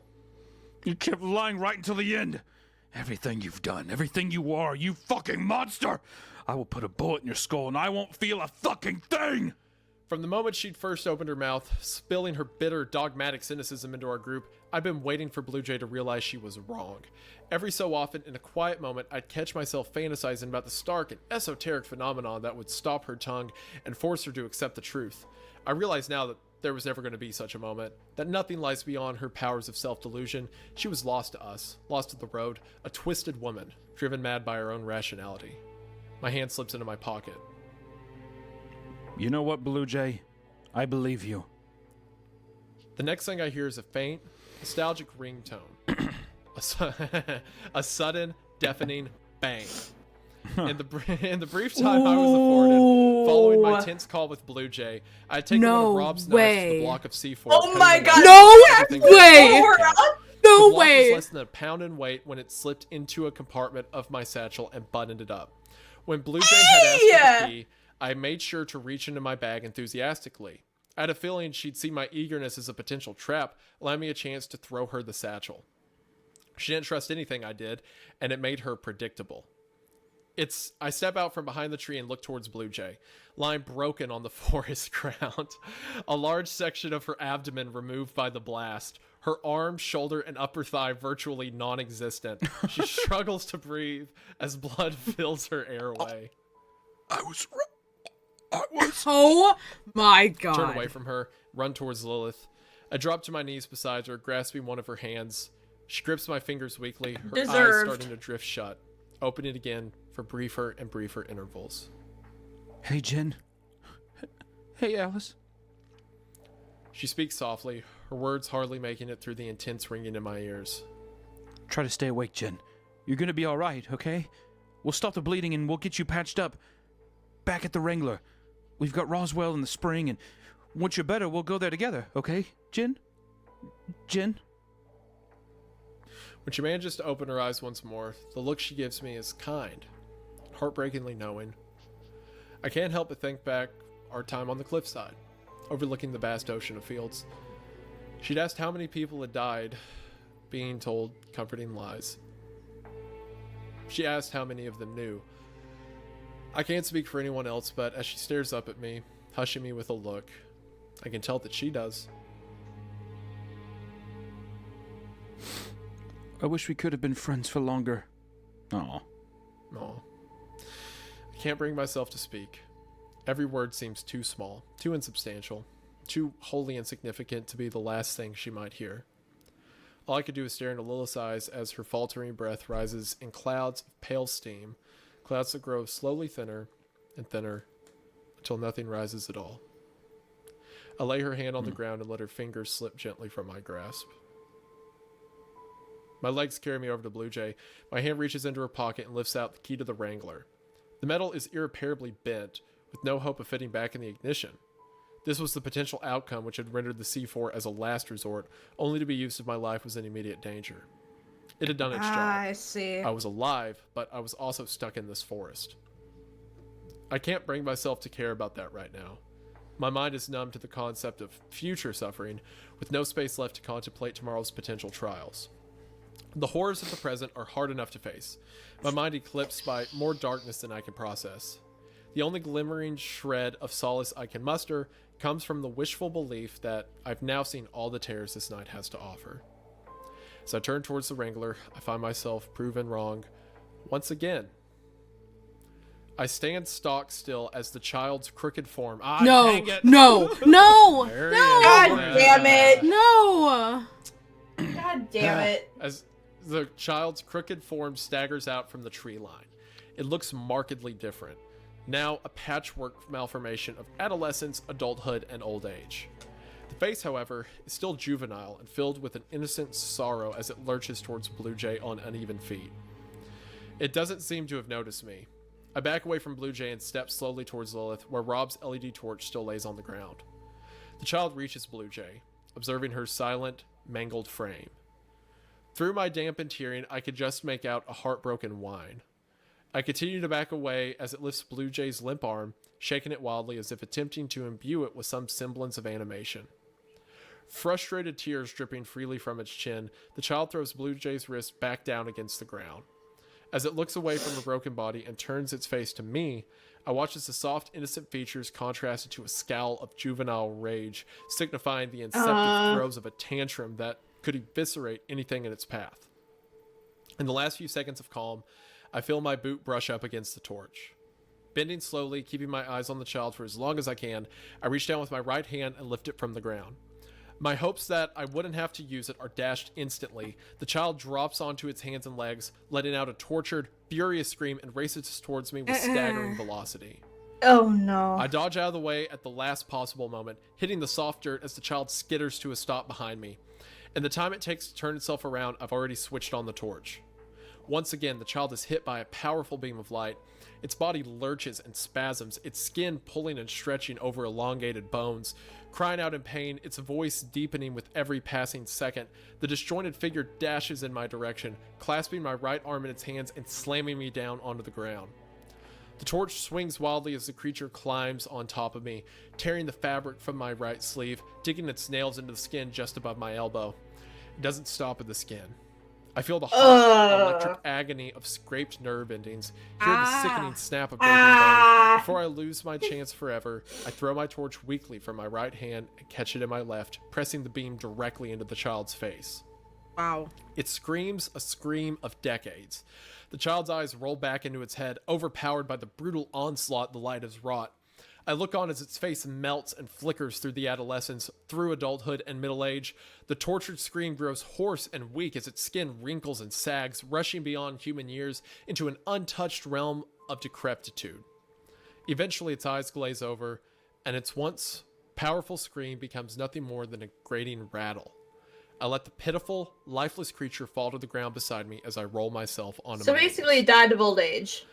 Yeah. I stumble along the ground towards Blue Jay, falling repeatedly, a stream of red soaking into the soil behind me. Once I reach her, I use my left hand to unfasten the rifle's leather shoulder strap. I clumsily form the strap into a loop, passing it through the right shoulder. My head feels light, struggling to make any noise. I grab it from the ground and place it through the knot of the loop, using my teeth to draw the knot securely closed around it. My left hand twists the stick over and over again, each turn tightening the leather strap until it bites into my skin. The bleeding lessens, but not nearly enough. Picking up my tired frame, barely able to keep myself upright, I place one foot painstakingly in front of the other, struggling over the damp ground, out of the clearing, and into the trees. I need to get back to the Wrangler. I can feel everything starting to fade. Even the ringing in my ears is dulled, my vision blurry. I lock the stick under my armpit, freeing up my left hand to brace me as I start to stumble against the trees. The more I lose my faculties, the less capable I am of perceiving their decline, but I know they're slipping away all too quickly. As I struggle further through the woods, a figure steps out from the trees. Stopping me in my tracks. I sway on my feet as I try to identify what I'm seeing. The very act of standing now requiring constant, dogged attention. I have never seen the figure before. It seems to be composed of a constantly shifting maelstrom of crackling monochromatic sparks. An electric cloud of black, white, and gray formed into a humanoid shape. As soon as it sees me, the humanoid creature falls backwards, scrabbling away from me across the ground, more terrified of me than I am of him. I don't know if the entity is malignant or benign, but in my current state, my mind softly screaming against the dying light, I can't make the distinction. As it backs up against a mound of earth, I try to ask it for help. The requisite words have already been lost to the advancing fog, and all I can do is reach out my hand towards him, attempting to entreat some spark of humanity within the fizzling, shifting figure. In response to my vague plea, the entity scampers off into the forest, tripping over itself before disappearing from view. What the heck As I is watch going it leave, on? a single dim beacon ignites in the far corners of my swiftly vanishing mind. A single light whose implications kickstart my fading reason and force me on through Did the it? forest. Hold I on. can see the Wrangler through the trees. Didn't Rob say that he saw a figure like that in the past? I don't recall. I don't remember. He said, like, when he went to the unaliving forest, what made him believe in the supernatural was he saw a figure that looked like static. Oh. Well, You remember now? yeah, and I don't remember, but if that did Oh, happen, okay. then that's Mhm. this is that figure. That's for. Yeah. Also, my gosh, has Lilith really tried? Yeah, I'm not she even did. upset. Yeah, pour one out for the homie. No, for real. Mm-hmm. Oh man, that was Way better than Eve. I'm sorry to Oh, have yeah. doubted you for even a second, Lilith. Oh yeah, way better. There was attempt till the very end. Exactly. It's close by, yet at the same time, impossibly far away. There's something wrong in my with my eyes. The car shifts in and out of focus, but every time it comes back into view, the image is less sharp, till it exists as a pulsing dark green blur against a dull, slowly swaying backdrop. My boots kick up against one another, a final stumble that brings me down to earth. When I try to get up again, I find that I'm completely unable. There's no strength left in my body, and no amount of resolve can raise me back Her to my body feet. went through way too much. Though it may be my imagination, Mhm. I think I can hear a steady rustling through the undergrowth, as if something were making its way towards me. Soon after, my senses start to die anyway, leaving me with nothing more than the cold and the silence for company. The dim light shines until the end, however, the single strand of revelation, a solitary thought that I attempt to hold aloft for the all-consuming fog. It's a memory, a vague recollection from my first interview with Rob J. Guthard. It was the day we met, the day he told me about his long and meandering life, Japan, Hiroji. Oh, he's talking about it Kiyogara, now. and the strange phenomenon which he saw, which sparked his obsession with the supernatural. A Okay. singular event that started him down the road to the left-right game, that led this excursion, the moment that brought us here. It walked up to me through the trees, looked like static you see on a TV screen, but it had a human shape almost. Almost? It was missing an arm. Oh. End of part 8. All right. So do you think that she has just seen the thing that he saw back in all those years ago? It was missing an arm. Wait a minute. Isn't that the static? Didn't that Did she say the static was missing an arm? I'm trying to read back and see just to make sure. That, or is it referencing I think so. Mm-mm. She didn't. Trying to see. Oh man. What This do you is- think? I think. Hold on. The torch. Hear the sickening. It didn't. Weird Okay, to have the child didn't rip off her arm, did it? It hurt No, her I arm. don't think so. Okay. It went all the way I was gonna think through maybe it's something like nerves, he saw but I her, don't she saw think that's. Mhm. I mean, seems- it could have been something like that. I mean, she's only using her left hand, but I thought that she was just using her left arm because when she reached in, it cut her hand really bad to the front windshield.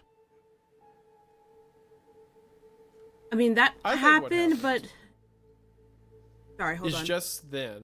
Yeah. When I forgot to mention this, but when you were gone, yeah, when she like Mm-hmm. her hand into the truck, her Mhm. her hand did get cut by the glass. And she was Oh, like okay, quickly okay. doing it, but I don't think that's that. And even then, like, It wasn't really important, I guess. yeah, I think it just added to the fact that she was.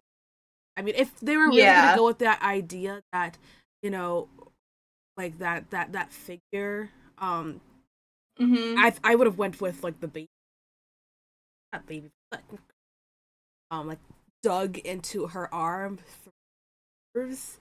You know what I mean? Mm-hmm. But Yeah. I don't still don't. I still Yeah. yeah.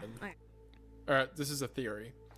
Mm. I think that Rob, the thing that led him to find the left-right game, his first experience with the supernatural, I think he saw her in this moment now, and then she sees Rob.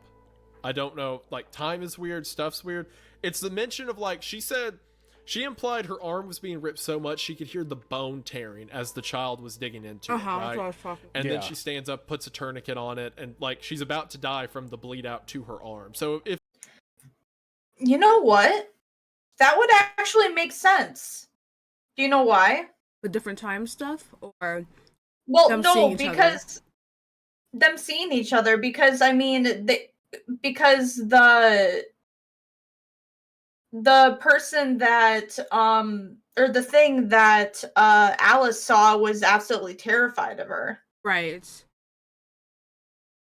Even when like Mhm. asking for help and reaching.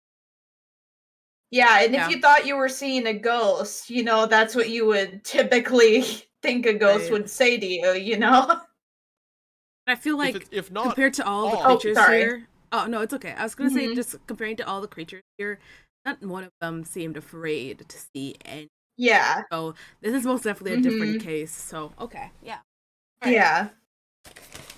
I can see that theory being near real. enough, right? yeah. That or the perception of it to this character in the darkness could be that it looked Also like it was think Okay, Right. bye, Quick. Yeah. because it's Bye, like in a Quick tourniquet Clow. across her chest, probably, right? I think that's what she's getting at when she thinks about the situation she's in. and so she almost thinks- the Angry, static is like an right. aberration from a different time of like Rob maybe from a different time.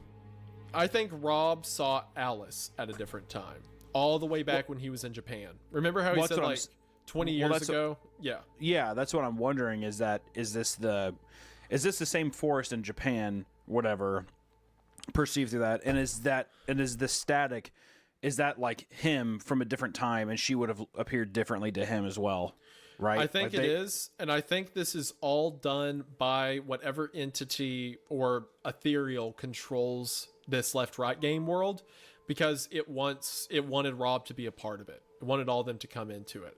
I think that everything that's happened has been puppeteered for a long time. I think that's what that's implying.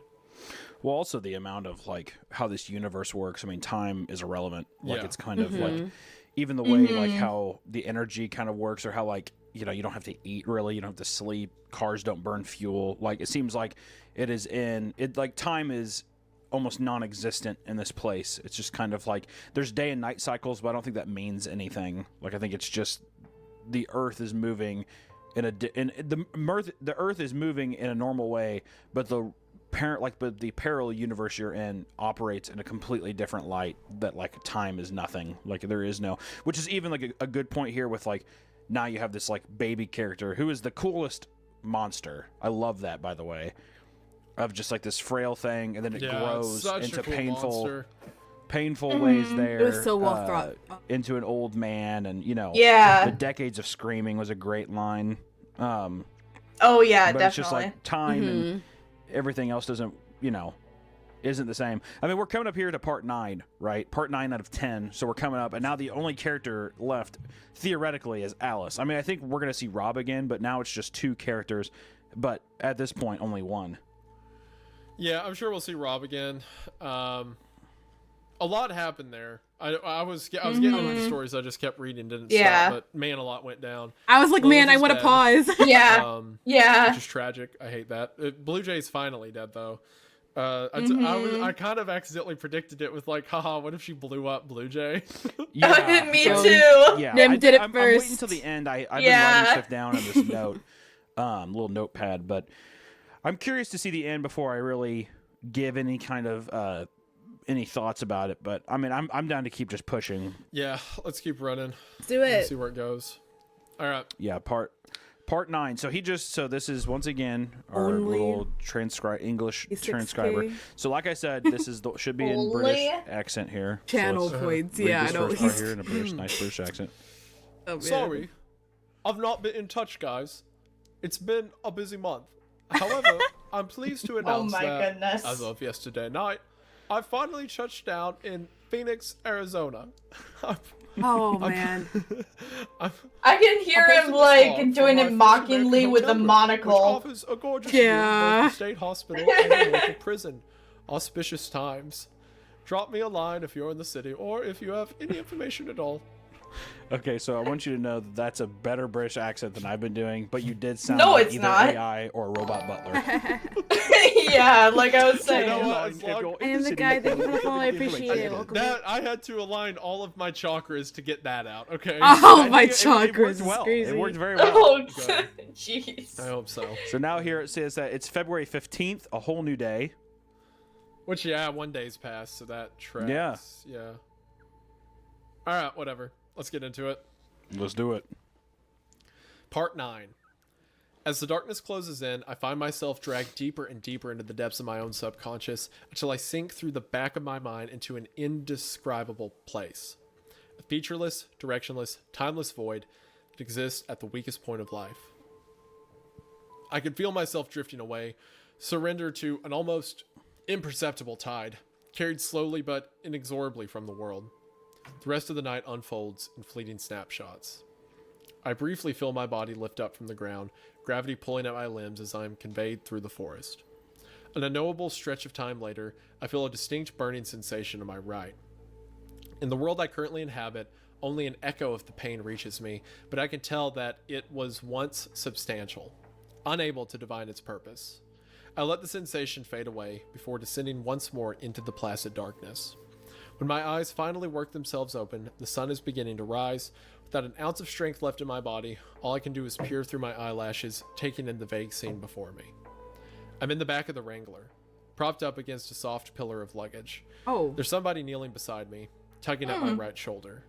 When I try to address him, I discover that my voice is withered to a spectral whisper, so frail that it hardly exists at all. Rob? Hearing my voice, the figure shuffles round and kneels before me, staring into my eyes as they slowly regain their focus. You just Oh, lay back, Miss wow. Sharma. I just finished patching you up, but I gotta Wow. make sure it's good work. There we go. That's my boy. That's my boy. I love he's back. Here he He's is. back. Yeah. Yes.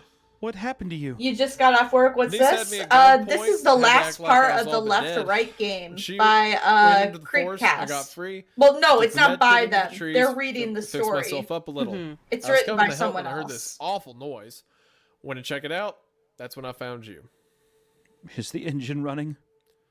Wanted to warm the place up for you. You were in shock, and since the battery don't run down anymore, I thought, No, I mean, how? The key it got. you think I'd risk getting out this far with only one copy of my car key? True. True. Duh. Yeah. Rob seems almost insulted, and thinking back to everything I've learned about him over the course of this trip, I could see why he might be. Even in my weakened state, I can't help but laugh, though it admittedly comes out as a stilted wheezing, diffusing quietly in the Oh my god. Oh my No. god. That's actually very you. I think Blue Jay would have appreciated the information last night. Yeah, well, she didn't ask. I'm glad. I'm sorry, that's kind of dumb though. Blue Jay, you look like Yeah. an idiot right now. Yeah. I mean, you had all that time that you were looking down like the little valley, the little Yeah, and it was or in the car the entire time, probably. Right, you're- Or in Rob's pocket or something. for real, like you were cussing Alice out, like give me the keys, give me the keys. When literally Rob was there with the keys, Yeah. just chilling. That's so Yeah. incredibly hilarious. Okay, let me move on. glad you made it, Rob. It's a Glad you made later. it too. They build them tough down in London. I rest my head back against the luggage. I'm from Bristol. Of course. Yeah, of course. That's, sorry.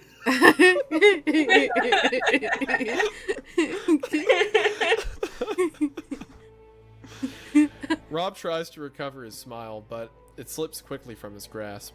In its absence, his presence cringe into sudden, uncontrollable sadness.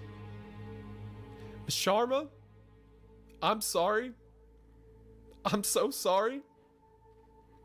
Rob Guthard's weathered face bursts into a heaving mess of tears. Oh He man. repeats those two words as he lumbers towards me, throwing his arms around my waist and resting his head on my left shoulder. My hand feels like lead as I raise it up and brush it against his hair, holding him against me. As the man continues to sob, I let my head roll slowly to the right, observing the damage to my arm. Last night, lost in the muddled throes of shock, the harm had been unquantifiable. The details drowned out by the encompassing haze of severe blood loss and a blaring, primal alarm which had forced me to move without questioning why. Now that I'm on the other side, bathed in the quiet warmth of the Wrangler, I'm able to fully assess the extent of my injury. Everything below my right elbow is gone. Oh wow. Oh. Okay. Yep. That doubles down on my point about the She apparition. lost her Yeah, arm. definitely. Yep. Yeah.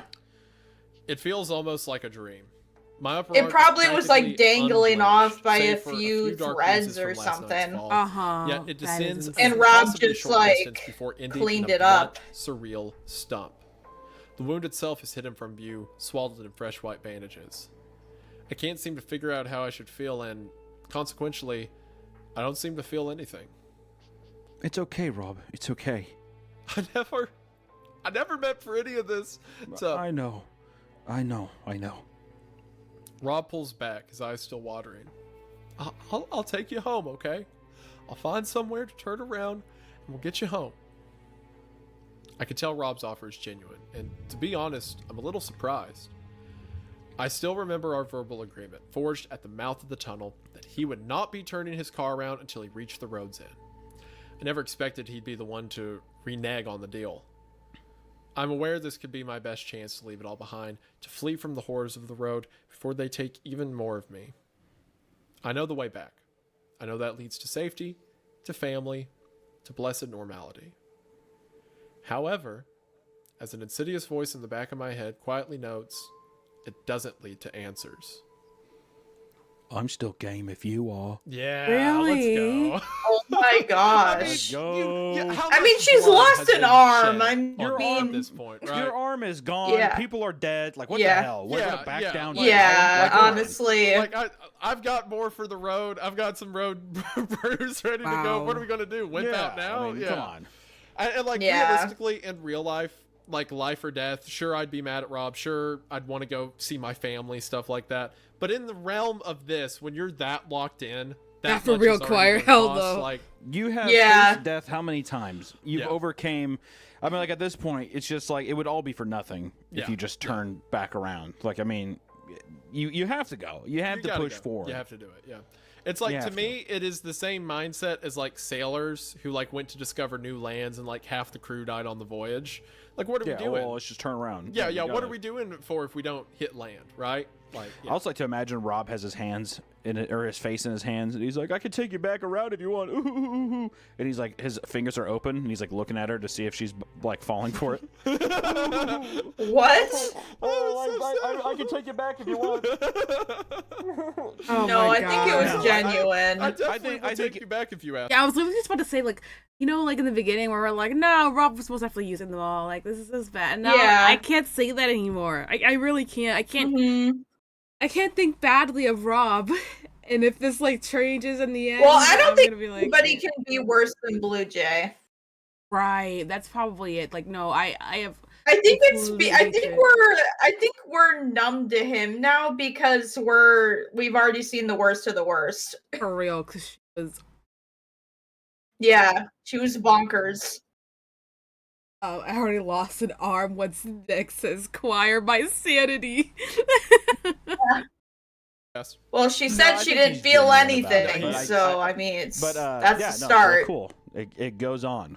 I do need Rob for me to like fully like his character. I do need him to feel some guilt and express guilt for what's happened because it is reckless to did! see this Like- cave spider reference. It is reckless to invite people even if they don't believe you.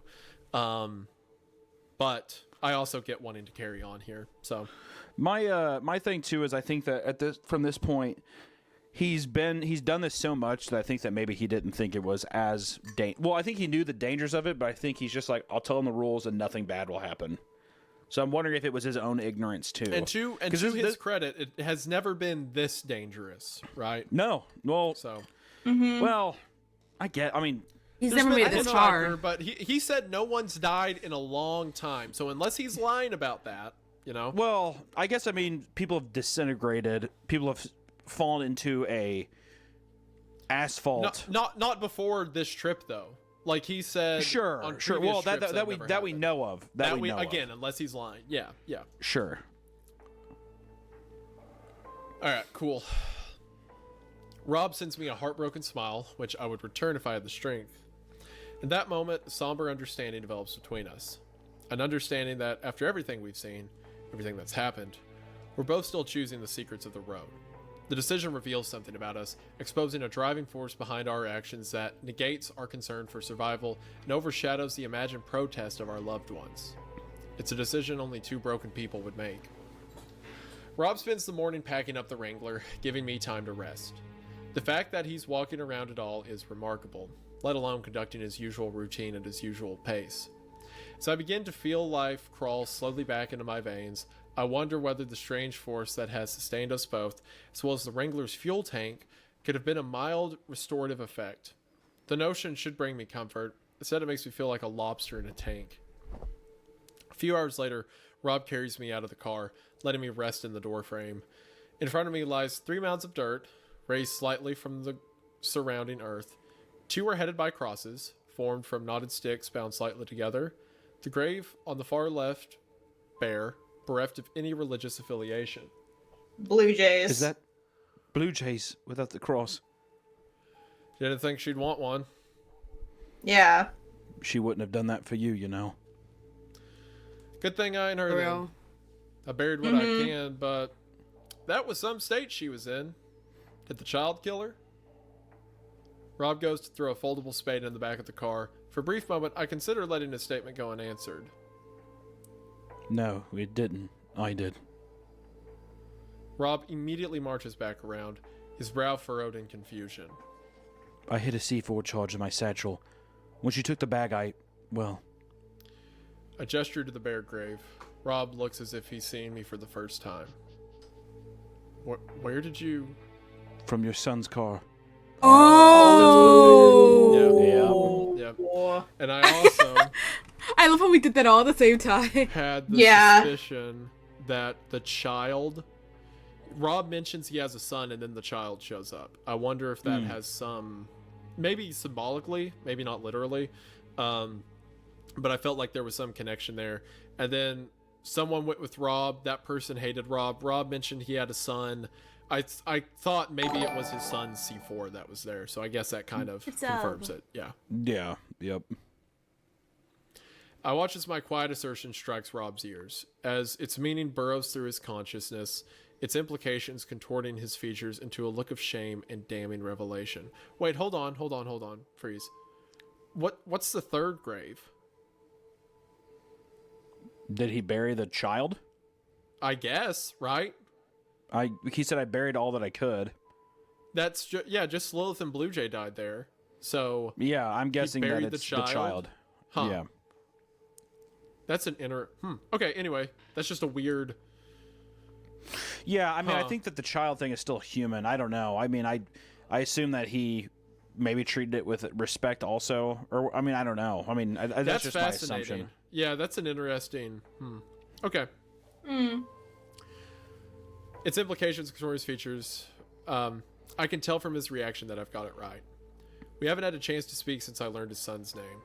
That piece of information formed the crucial thread, stringing together the strange and seemingly incongruent discoveries I'd encountered on the road. Earlier in the week, I may have been worried to confront him with this information, but things are different now. We've come too far, we've been through too much, and if he's truly ferrying me somewhere with malicious intent, I'm powerless to stop him anyway. I raise a weak hand towards him, a quiet request for assistance. I think it's time we had a second interview. Following a tense and guilty silence, Rob simply nods and helps me into the passenger seat. Mm. And then we cut into our conversation later. Okay, so Time to talk. we're about to figure out information about Rob and his son and all that stuff. Do you think Rob knows people get contorted into these creatures? If that's the case. I don't know. I mean, are you saying that just based on the fact that he buried it? Yeah. Yeah. I mean, we have had no, it would be easier to say if there was another kind of monster or body that he disposed of, or he was just like, just leave it, it's trash. But there's been no other kind of burial. You remember that caved in lanky face thing that ran at them on the main road right before Apollo died? Right. Oh yeah. What was it? Wasn't his reaction to that like he was kind of scared of it a little bit and let it run by? I know he fired at it, but he fired at it, but it didn't do anything. It didn't do anything. I thought he fired at I thought he fired at the tow truck, and it didn't do anything. Too. I think he fired. Yeah, he did that too. Yeah. I don't know. I'm curious. I don't know how much. I think he knows more. I think that we're getting ready to see. Yeah, let's get into the conversation. Yeah, I agree. All right. It wasn't military. It was commercial. The Wrangler continues to crawl through the forest. I've stayed quiet for almost half an hour, letting Rob formulate a response for his own words and in his own time. Commercial? Yeah, explosive charges for controlled demolition. Bobby was in the business. Had his own firm. You must have been proud. Yeah. That's his son, he I built think. that place up for nothing. Touring his office was one of the best days of my life. Oh. So, how did he end up out here?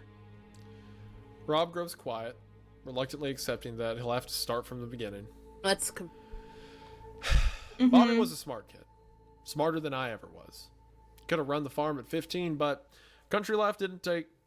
Instead, he moved to Phoenix, picked up a college degree, got himself a steady career. A steady career? That's pretty rebellious for a Guthard. Well, we were pretty different people. Didn't always get along. I was still a courier in those days, always jetting off somewhere new. Of course, I went to Japan, stayed there a while, then... Aokihara? That's right. Changed everything. Came home after 5 years with a new hobby. Bobby didn't take care for the stories, but his mom died sudden while I was away. We both wanted to start over, be in each other's lives more, so he came with me to the Pacific Northwest, tracking down Sasquatch. Creature didn't show, but Bobby had a good time camping, so he kept joining me. Before long, he was doing the research himself, organizing trips, picking up rumors, and strange stuff all over the country. Sounds like a nice time for you both. It was. So, was it Bobby who discovered the left-right game? He called me up one day, out of the blue. This was about 3 years ago. Said he'd found a set of rules. Said we should try out. To be honest, I thought our tripping days were over. I was back in Alabama, and he was starting up a family of his own, but suddenly he's telling me to meet him in Phoenix, so of course I went along. And this time you both realized it was real. Bobby knew as soon as we reached the tunnel. He passed that way every day, knew it wasn't supposed to be there, but there it was. He said that was the most amazing thing he ever saw. We charted it over the next year, whenever we could get the time together, but we moved slow, mapped the place out, turned back on the regular. It took us a while before we got the courage to stay on the road overnight. Both of us were terrified the tunnel would disappear or something. I could tell Rob is replaying the events in his head. The reminiscence almost makes him smile. Bobby's wife was a real doll. Used to work in his office. Kindest girl I ever met. Funny too. There's a decade between them, but you could tell they were good for each other. He shared everything with her, including the road. In fact, once Bobby got a little more secure with the rules, they started to map it together, exploring their own little world. After a brief pause, Rob's expression sinks slightly. The reminiscence is growing darker. A few months go by. I'm hearing from Bobby a little less, but I expected that. Then one evening, I get a call from the hospital telling me my boy had walked into some ER in Phoenix. Oh. Was he No. okay? No. No, he was in a bad way. Leg all busted up, delirious, asking for Marjorie. They found her bag in his car, but she was nowhere to be found. Bobby lost her on the road. Yeah. Yeah, that's right. Oh man. Ooh. On our second night here, after we lost Ace, you told me the road had never hurt anyone before. Well, that wasn't a lie, at least. It wasn't the road that got him. What do you mean? They made it to the forest. None of us had got that far before, but this time they pushed a little further than usual. Do you know why? Oh no, man. Oh. boy. Oh. No. Oh. No. Oh. They were gonna have a kid. Oh Marjorie was man. almost due. Wasn't traveling so well. I think they knew they wouldn't be hitting the road for a while. Oh. It was like, jeez. Like a last hurrah, I guess. But only Bobby came back. They explored the woods till nightfall. When Bobby said they had to turn back, Marjorie didn't want to. Never told me why. Never told me what happened. By the end of that trip, Marjorie was still out there, and he was in a hospital bed. Rob takes a moment to collect himself, to put the facts in order. The trees are starting to grow thin. Sunlight bursting through the widening gaps in the canopy. Looks like we're nearing the forest end. Bobby took her a month or so to recover. Boy was desperate to get his wife back. And, of course, he'd become a suspect in her disappearance. Needless to say, first thing he did, set onto the road to find Marjorie. But he didn't. Nope. No, he found her. Just, a little sooner than he thought. Oh. Oh. I take a moment to process Rob's implication. Suddenly I feel a stone drop in my stomach. She was on the 34th turn. Oh! Oh. Oh. Wait. No, wait. What was the 34th turn again? The lady in the mirror shop. Oh my god! No way! Oh, and she was the one that was going a little crazy, right? Yeah, Oh man, like that was in like the beginning of the story. Holy. it was the 34th turn. Yeah. That's why a little sooner than that is. Yeah. Oh man. Oh Yeah, that's crazy. Yeah. Oh my god. I honestly did not think we were gonna go all the way back there. Like I genuinely thought that that time has passed. I erased that from my memory for a hot minute. Wow. Yeah. The story is suddenly making me like emotional because I realize it's like a father who feels like he could have done more for his son. So everything he's doing now is just like him trying to correct the mistakes he could have corrected back then. Yeah, Aw, exactly. man. And also, he has literally nothing to lose, and now it's probably an attempt to, do this for his son. It's an attempt to make his son mean something, you know? Yeah, Man. All right, that's I'm a great sorry- reveal I'm though sorry- for the 34th turn. I'm sorry for everything I said about Rob. Yeah, me too. I'm sorry. Yeah. Boy was suspicious. Let's be honest. Yeah, he was, but I get it. It's kind of poetic now, and I like him. We don't even know. We haven't heard the rest of his interview, so who knows? He honestly kind of got me a little bit when he was talking about the way he was talking about his son's wife. He was like, she's the kindest woman I ever met. It's like the way my dad talks about my wife, and it hit me a little bit. That was the moment reading the story. I'm like, oh, okay, I see what Rob is. I get it. Okay. Oh. Yeah. Now I'm like Aw. sad. Oh no. Yeah. Oh, All right. no. When the goon sad, take 2. Yeah, literally. Yeah, what's new? What's new in this stupid, nightmare The we fact made that for I just ourselves, keep going back to the point I where don't like what he you was said like, the creator's name just was? ignore Jack? her. Like, Jack, Yeah, oh. Jack I don't- on Reddit's Neon Tempo. Wait a Neon minute. Tempo. I'm curious. I'm gonna look something up really quick. Okay. I'm gonna look up the left-right game video because I remember there were words that she said. Remember? Yeah, I'm curious. I'm curious if anything she said means anything to us now. right, because we were like, okay, this is probably foreshadowing of what happened. We knew something was Yeah. gonna happen. But yeah, I forgot what she said. Yeah. That's a good thing to look up. Yeah. I'm looking. Let me see here. It might take a little while. You can keep the video going. Are you sure? Okay, we'll just. Actually, hold on.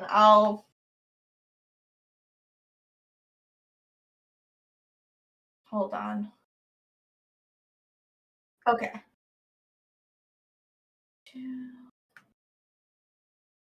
That's the hitchhiker that's further ahead.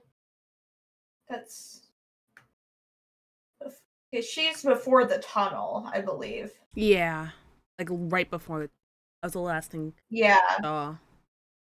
Mm-hmm.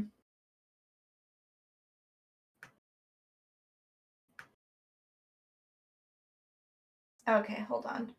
Let me go, okay.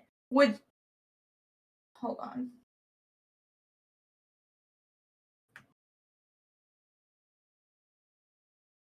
Hold on.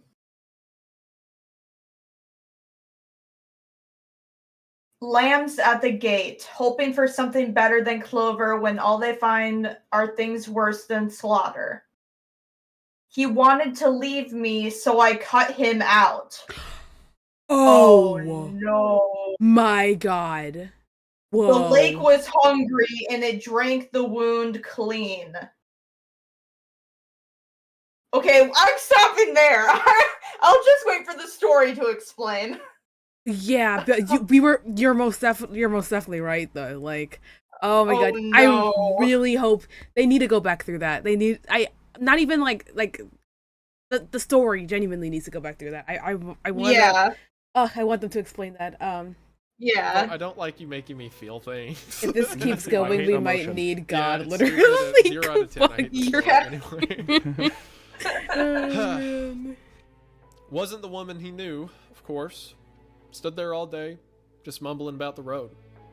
Didn't even recognize him. I remember he called me up right after he first saw her there. It's heartbreaking.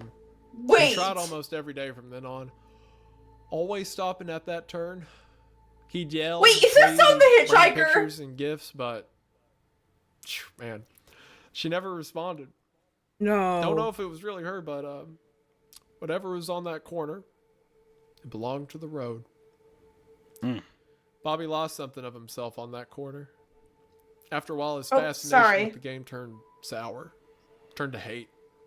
Sorry. He thought the road What was something happened? evil, that it had no I don't know. place. Oh, was it like Discord or something? Something, yeah. I shouted on accident and then you left and I'm like, wait, what? Sorry, was this something I said? Oh, I shout- no, I didn't go anywhere. I shouted and said, wait, is his son the hitchhiker? No, I heard that. I didn't go anywhere though. Oh, I heard something. Linking into our Weird. Oh, sorry. I was checking up on him at that point every few days or so. Oh, so he was gonna blow up the tunnel. Yeah. Yep. One weekend, he said he wasn't doing better. Even said he'd been into work. I thought maybe things were turning around, but then he went quiet. Didn't pick up his phone for 3 days. Had my place in Phoenix by that point and a spare key to his house. That's where I found the note telling me he'd gone back through one last bid to find his wife, and if he couldn't bring her back, well, He was going to destroy the tunnel. cut the road off from the world. I played the game in Phoenix, Chicago, a few different places, but that one tunnel is what links you to the road. I looked around his garage, found the box for a phone, a lot of electronics all over the place.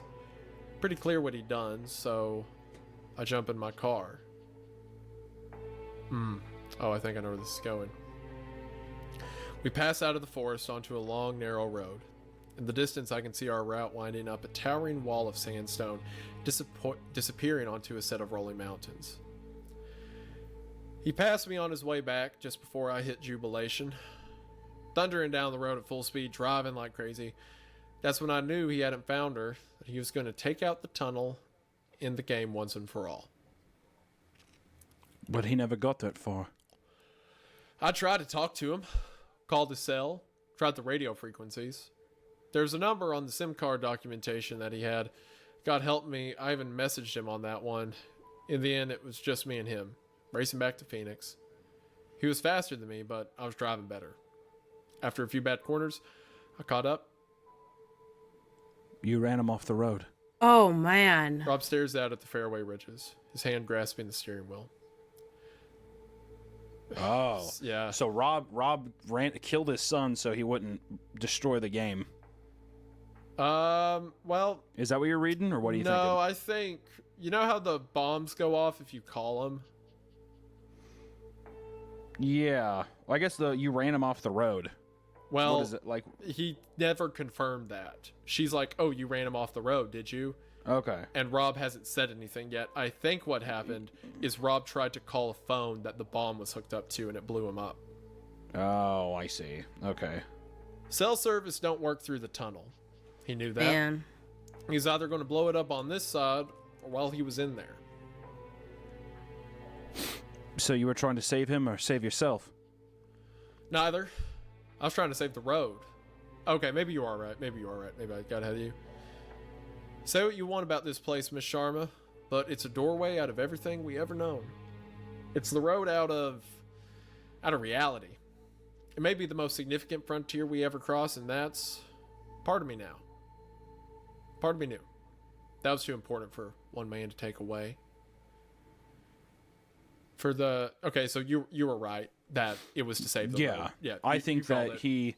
because I think the thing is that there's also a level of guilt that he basically killed his son in the process to save this thing, this thing that he Yeah. loves also. So I think there's a lot of different things. I don't think he's definitely not the innocent person. Sure. Obviously, okay, yeah, but gotcha. For the second time today, Rob battles back tears. For the second time, he fails. They roll silently down his cheek as he continues on. He was more injured than I thought. He'd hurt himself bad before he reached me. That's why he was headed to the tunnel so quick. He wanted to destroy it while he still could. The road had taken almost everything from him, and then I took the rest. I denied him his hope, took away his chance to leave the world on his own terms. In the end, he didn't even seem angry. He just asked after Marjorie, asked me why she did it, why she left. I laid him to rest there, visited the place often, but I never had a good answer for him. That's when I started prepping the next turn. so you posted his logs online and pretended to discover them. Thought people would ask less questions that way. And where did we fit into this? Why did you bring us here with you? I guess I thought it was time the world knew. Didn't want all this to end up an old man's secret. Honest to God, if I knew the road was gonna, I swear I never would have brought you here. Rob's features tighten. All his shame and guilt rise into the fore. I can't say it isn't deserved. Despite his intentions, despite his penitence, the man had blinded himself to clear dangers, hurt those closest to him, and on a road where secrets had killed so many, he kept the most significant one of all. Well, perhaps not the most significant. You didn't bring us here, Rob. Rob turns to me, confused. I met someone in the forest last night. A figure. Just like the one you saw in Japan. Looked like static you see on a TV screen. I think it was you, Rob. Aha. I think I saw you, and I think that all those years ago... In my current state, the mechanics of the event and their stunning implications lie beyond my explanatory... Oh, sorry, I was doing Rob's voice. In my current That's state... okay. Yeah. In my current state, the In my mechanics... current state. In my current state... The mechanics of the event and their stunning implications lie beyond my explanatory capacity. In the end, I just raise my lost right arm and wait for Rob to make the connection. A moment later, the car screeches to a halt. Rob stares straight ahead, his knuckles white against the steering wheel. I'm aware that beneath his stone-set features, every square inch of gray matter is fighting to process the fresh revelation. If it's true that, in those quiet woods, I somehow reached across decades to a young Rob Guthard, then it changes everything. The twisting narratives that led us to this point, Rob's burgeoning obsession, his son's tragic fate, they all took root in that single moment, more than a decade prior to my own birth. I'd placed us Crazy. on the path which would lead me to this door. As chaotic as the road often seems, that moment in the forest hints at something deeper, something intentional. Rob steps out of the car for a while before wordlessly climbing back in and firing up the Wrangler. From that point on, we continue as two silent passengers, lost in thought, disappearing into the sandstone mountains. We travel across the thin mountain road for the next 2 hours, a wall of crooked rock hemming us in. When we pass onto the other side and the outcrop falls away, the landscape below us has changed completely, and we're treated to a strange and breathtaking sight. The Wrangler's traversing the cliffs above a vast, flat desert. A tundra of vibrant orange stretches as far as the eye can see. Wow. I could just make out the road. We went cutting from a meandering forest to a path through the desert. sand below us. Yeah. At the center of this otherwise featureless expanse, a collection of monolithic structures, towering columns of glass and metal, rise from the ground, connected by a web of long, perpendicular streets. There's a city. There's a city on the road. Rob keeps his eyes forward.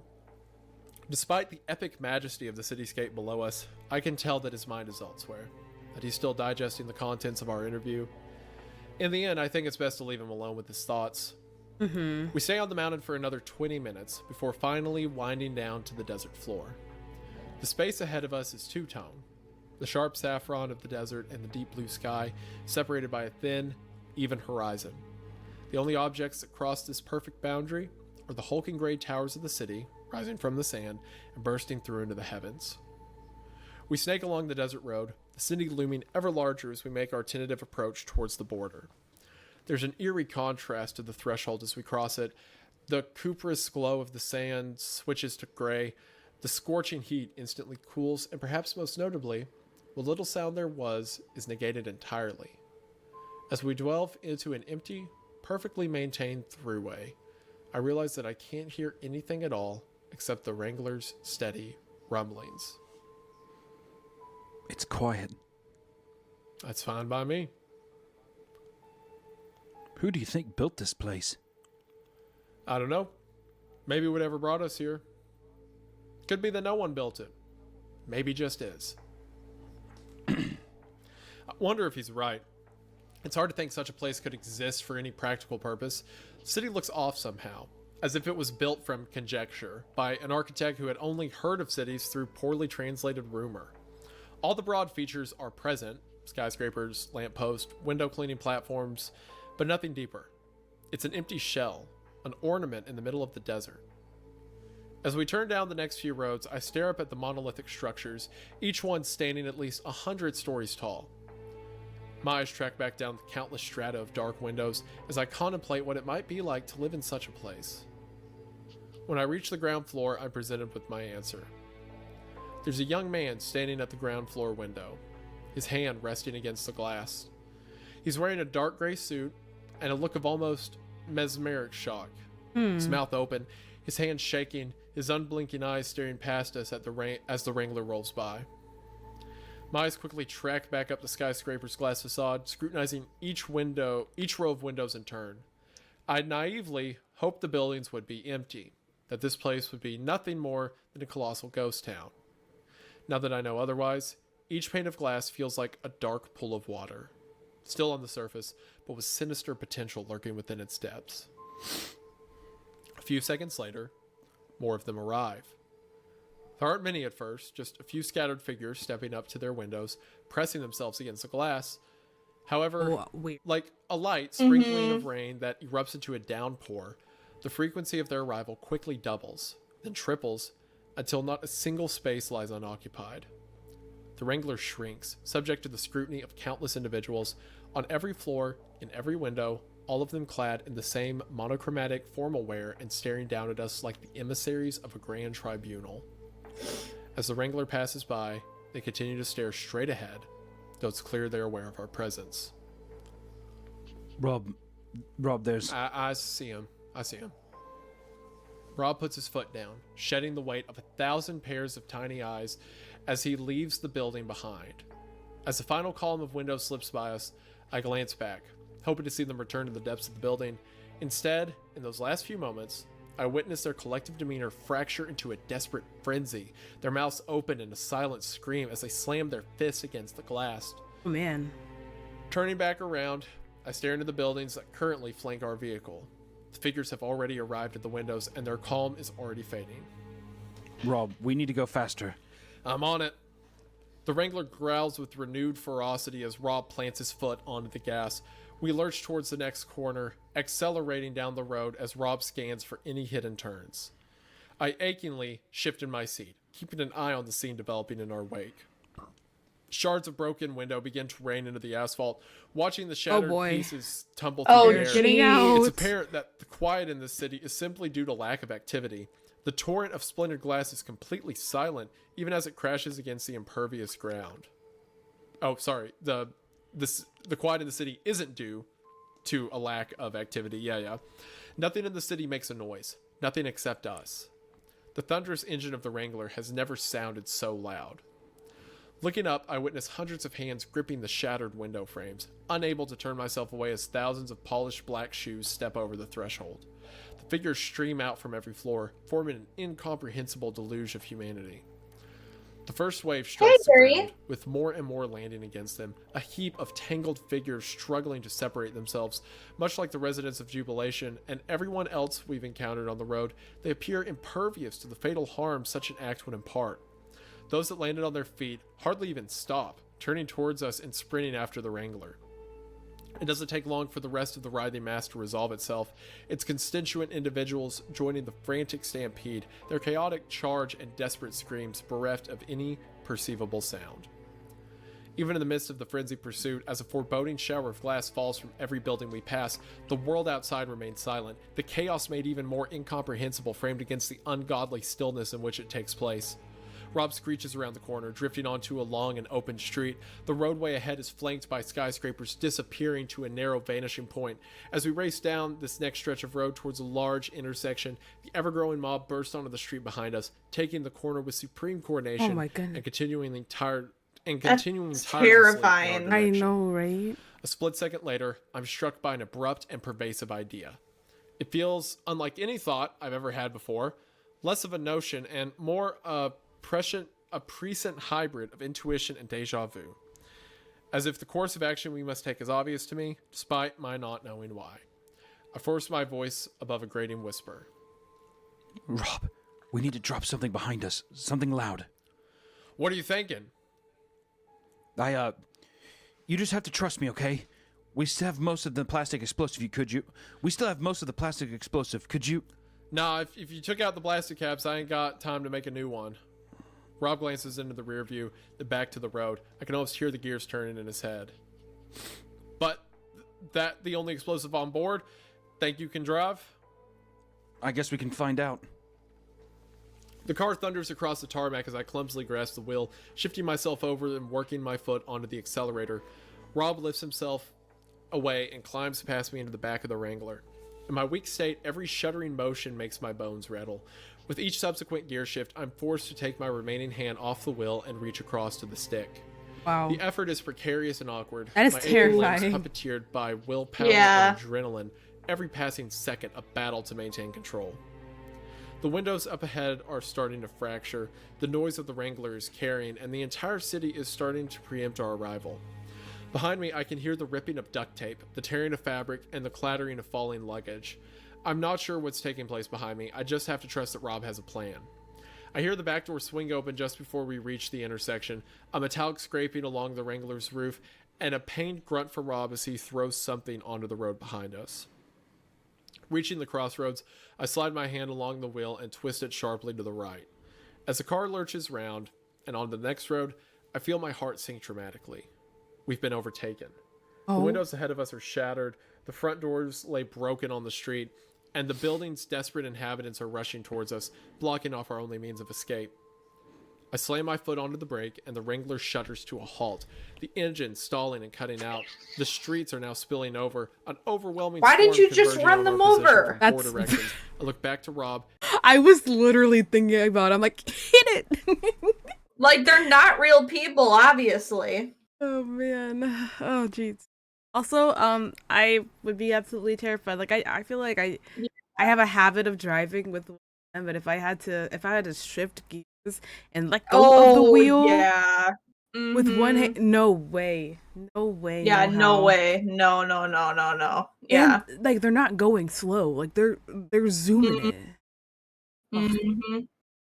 But the fact that Rob trusts her enough to be like, yeah, you Yeah. got one working hand. You can drive this thing, right? Like, Jeez. oh man, He meets my I gaze, could his not eyes be me. brimming with dismayed finality. Not An that he had a explosion choice, I shudders guess, through but the you air know. behind us. Mhm. I look out the back window to see a shattered jerry can, one of Rob's now superfluous fuel reserves. Its Right. dark green shell violently compromised, its contents spilled across the road and cast a light. Now that the engine isn't running, the echo of the blast and roar of the primal, balletic flame fills the afternoon air. The trajectory of the maddened crowd changes instantaneously. The silent wranglers fallen from their collective attention, and they refocus onto the smoldering flames. Those up ahead continue to rush past us, streaming around the Wrangler as they scramble to the spilled pool of gasoline, digging their hands into the blaze, grasping hopelessly at the fire.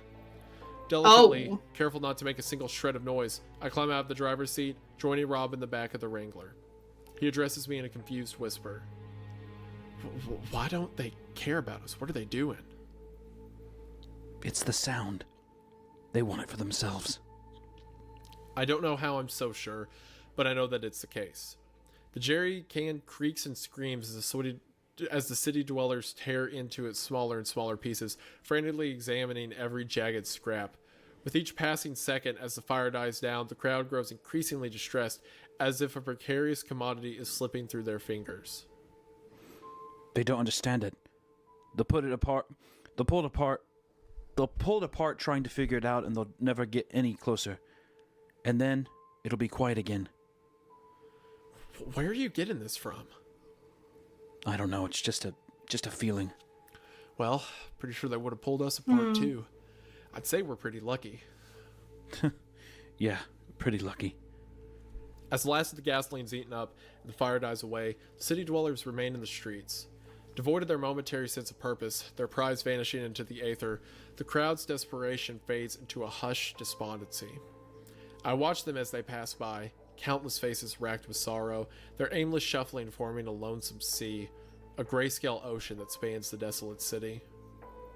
The Wranglers now adrift in the center of the ocean. It's clear that any attempt to start the engine would bring the entire city down on us, reigniting their futile hope, causing them to tear through the car and anything inside it. For the foreseeable future, we're completely stranded.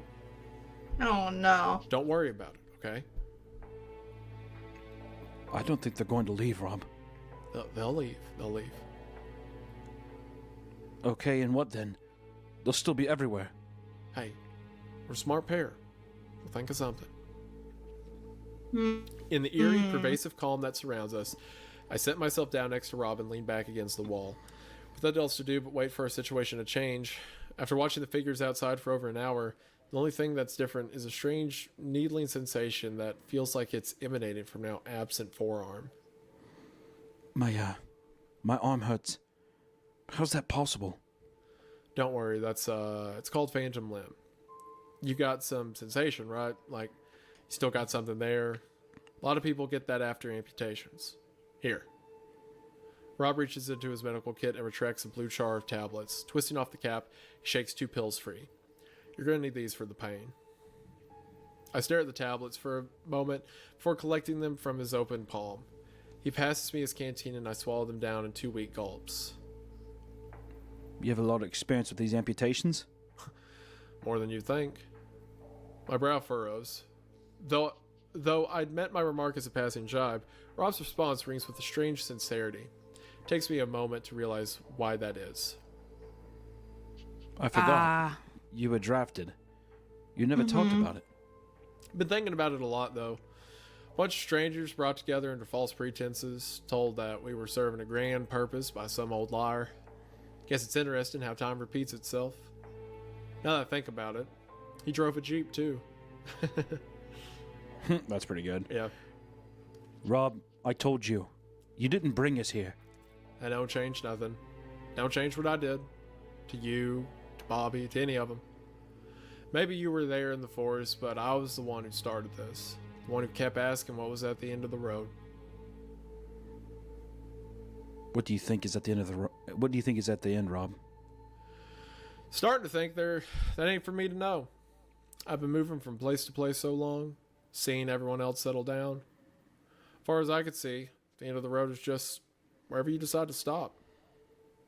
I rest my head on Rob's shoulder. He gently places his arm around me. It isn't long before medication starts to take effect, quietly overtaking my already weakened constitution. The pain subsides, dulled along with the rest of my senses. The sun is still streaming through the windshield as my eyes begin to drift shut. I watch the figures pass the window, my eyelids getting weaker. I don't want this to be the end, Rob. I know, Miss Sharma. I know. The last thing I see before I fall into a dreamless, artificial sleep is Rob Guthard's hand reaching for the rifle. Oh no. Is he All gonna right. sacrifice Well, himself? That's the end of that day. Man, that was a wild interaction. Yeah, kind of has a vibe of like, I don't know, my mind went to like aesthetically, it went to I Am Legend. Yes, that's exactly movie? what I was thinking. Yeah, Oh my gosh, yeah. It had that kind of feel to it.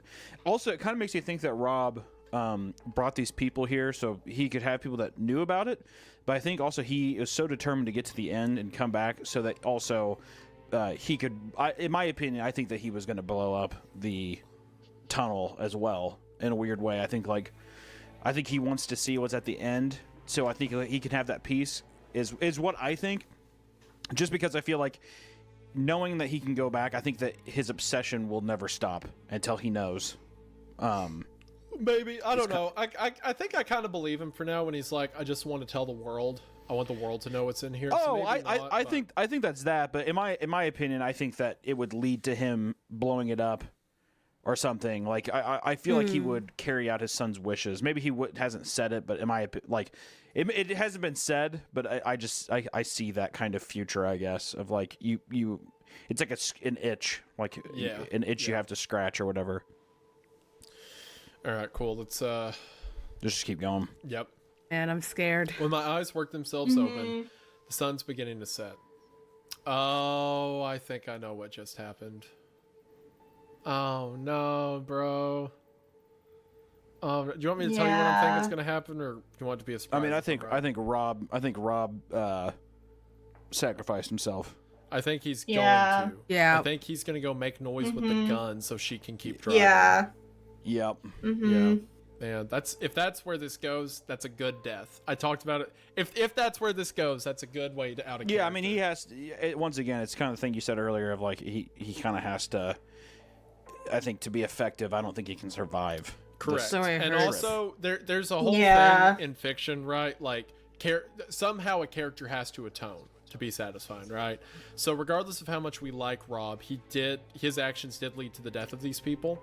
So either he has to do something great with it, or he has to make a similar sacrifice in service of Right. something. So Right. that feels like a good end point. Earlier, I was upset when I thought Blue Jay killed him because it was a pointless death. But if it happened, and we hadn't had our answers yet, but if it happens here, don't know it will, but if it happens here, this is a good death. Okay. Yeah, I agree. we'll see. Mm-hmm. When my eyes work themselves open, the sun is beginning to set. I've been moved.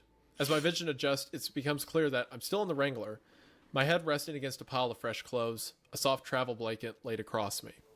I glance around to find that Rob's nowhere to be seen. Momentarily, forgetting the situation outside the car, I attempt to call out for him.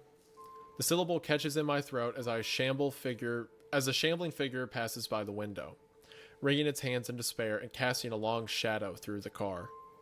With a renewed sense of caution, I slide the blanket to one side and slowly make my way up to the front. The cabin is similarly empty, except for a single scrap of paper. Torn from my notebook, it lies on the driver's seat, a small object hidden within the fold. When I open it, I find my headphones and 5 neatly written words. Channel 1 to all cars. My hand starts to shake as I rest the note on the dashboard, slowly climbing through and placing myself gently into the driver's seat. My heart in my throat, I insert the headphones into the jack of the CB radio, taking a single, quivering breath in, and press the first button. Rob? I'm sorry, Miss Oh Sharma. man. Aww. Ah. Down the road a little. Got myself to one of the rooftops. I know I always hated cities, but once you're above it, the view's really something. Come back, Rob. Come back, please. I wish I could. But we both know those things ain't leaving. And you need the car to get wherever you gotta go, so best I can do is make some ruckus, draw them out of your way. Yeah. I rest my head against the steering wheel, bracing myself against the weight of his words. I can't do this without you. Oh, I don't think man. that's true, Miss Sharma. I think whatever's on this road, it wants you to make it all the way. All I was meant to do was bring you this far. Now you don't have to listen to it. You can turn around and head home, but either way, only one of us is driving out of here. So I guess the only question left is, which way you want to go? I think the best idea at this point would be to turn around, because if you keep going, you're gonna have to turn around and come back through here. Right. And now you're alone and already Yeah. in a vulnerable situation.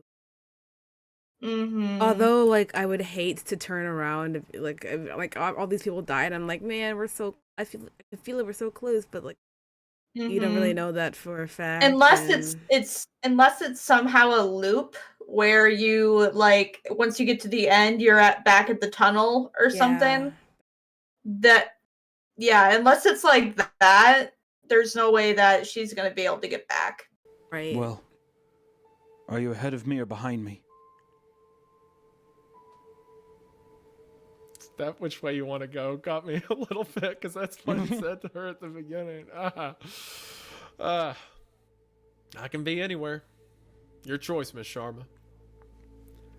In the wake of Rob's words, in the shadow of the decision, I'm cast into silence.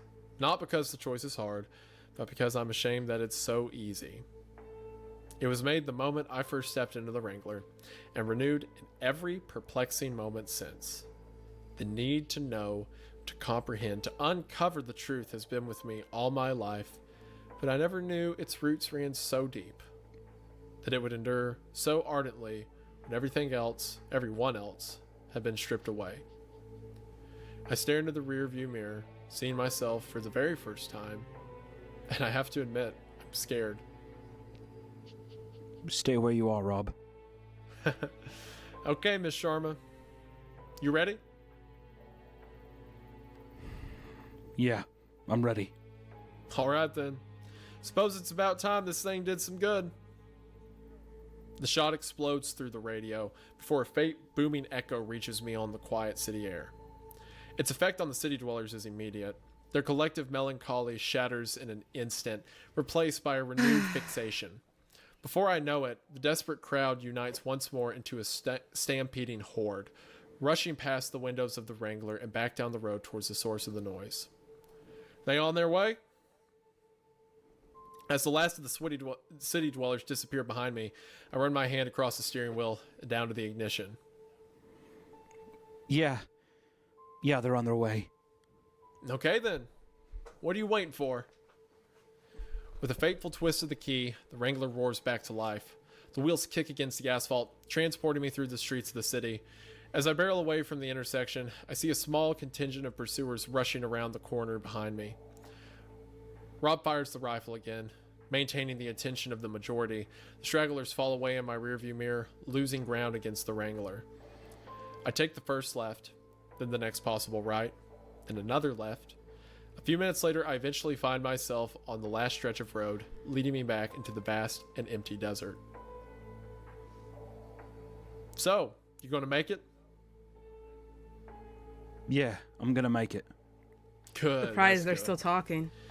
Miss Sharma, Yeah. if you find Marjorie, if you get a chance to let me know, well, it's more than I deserve, but Of course I will. I appreciate that. Okay, they're gonna be here soon, so I'm gonna go radio silent for a while.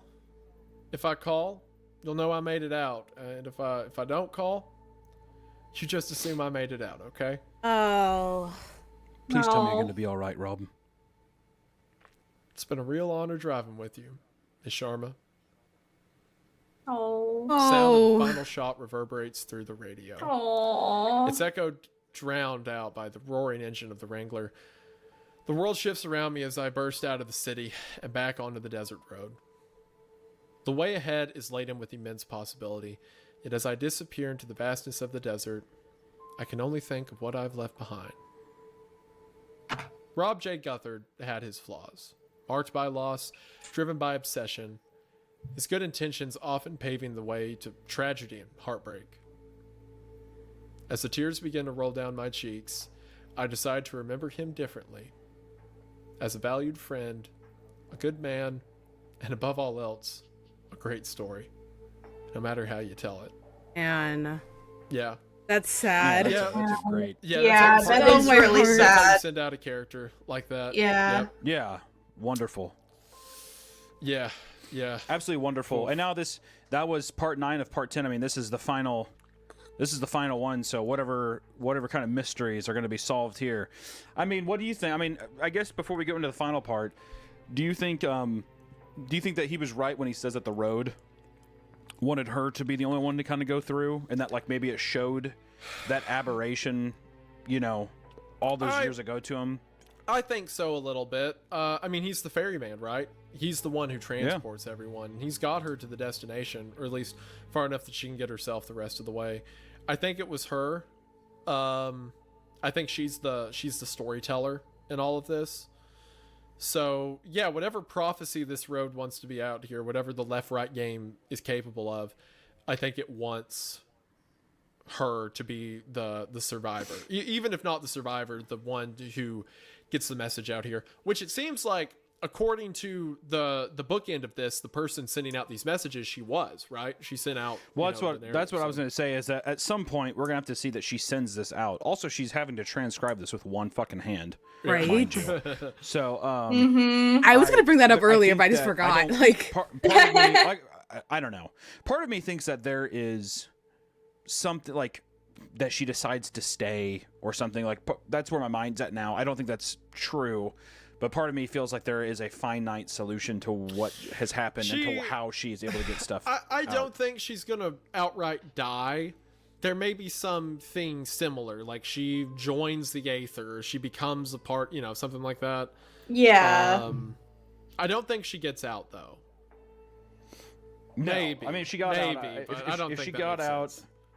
if she got out, I feel like she'd be the one telling the story. Yeah, why would herself she send it versus- to this guy and not contact him while he's looking for her? freaking Yeah. YouTube creator. I think she stays I'm in so there. stoked though. Yeah, I am too. Man, that was such a good ending. Sorry, I was gonna say, yeah, no, this story is not happy enough for her to get out here. I'm sorry. This story isn't like that. She ain't getting out. No. Oh. No. Also, I think, man, I want to say that Rob's death is probably, I don't want to say it's equal with how I felt about Apollo, because I felt really strongly about how Yeah, upset I was at Apollo's, Apollo's yeah. death, but it's most definitely close second. I'd say Rob got me pretty good. Yeah. Cause yeah, that made me really. It was different emotions. Like with Apollo's Yeah, death, I lots was of like emotions. upset. I was mad, and then with Robin's like, oh, it's just sad. Like straight Yeah. up. Okay. That whole setting was great. Could you imagine like people jumping out of buildings and running, but it's completely silent?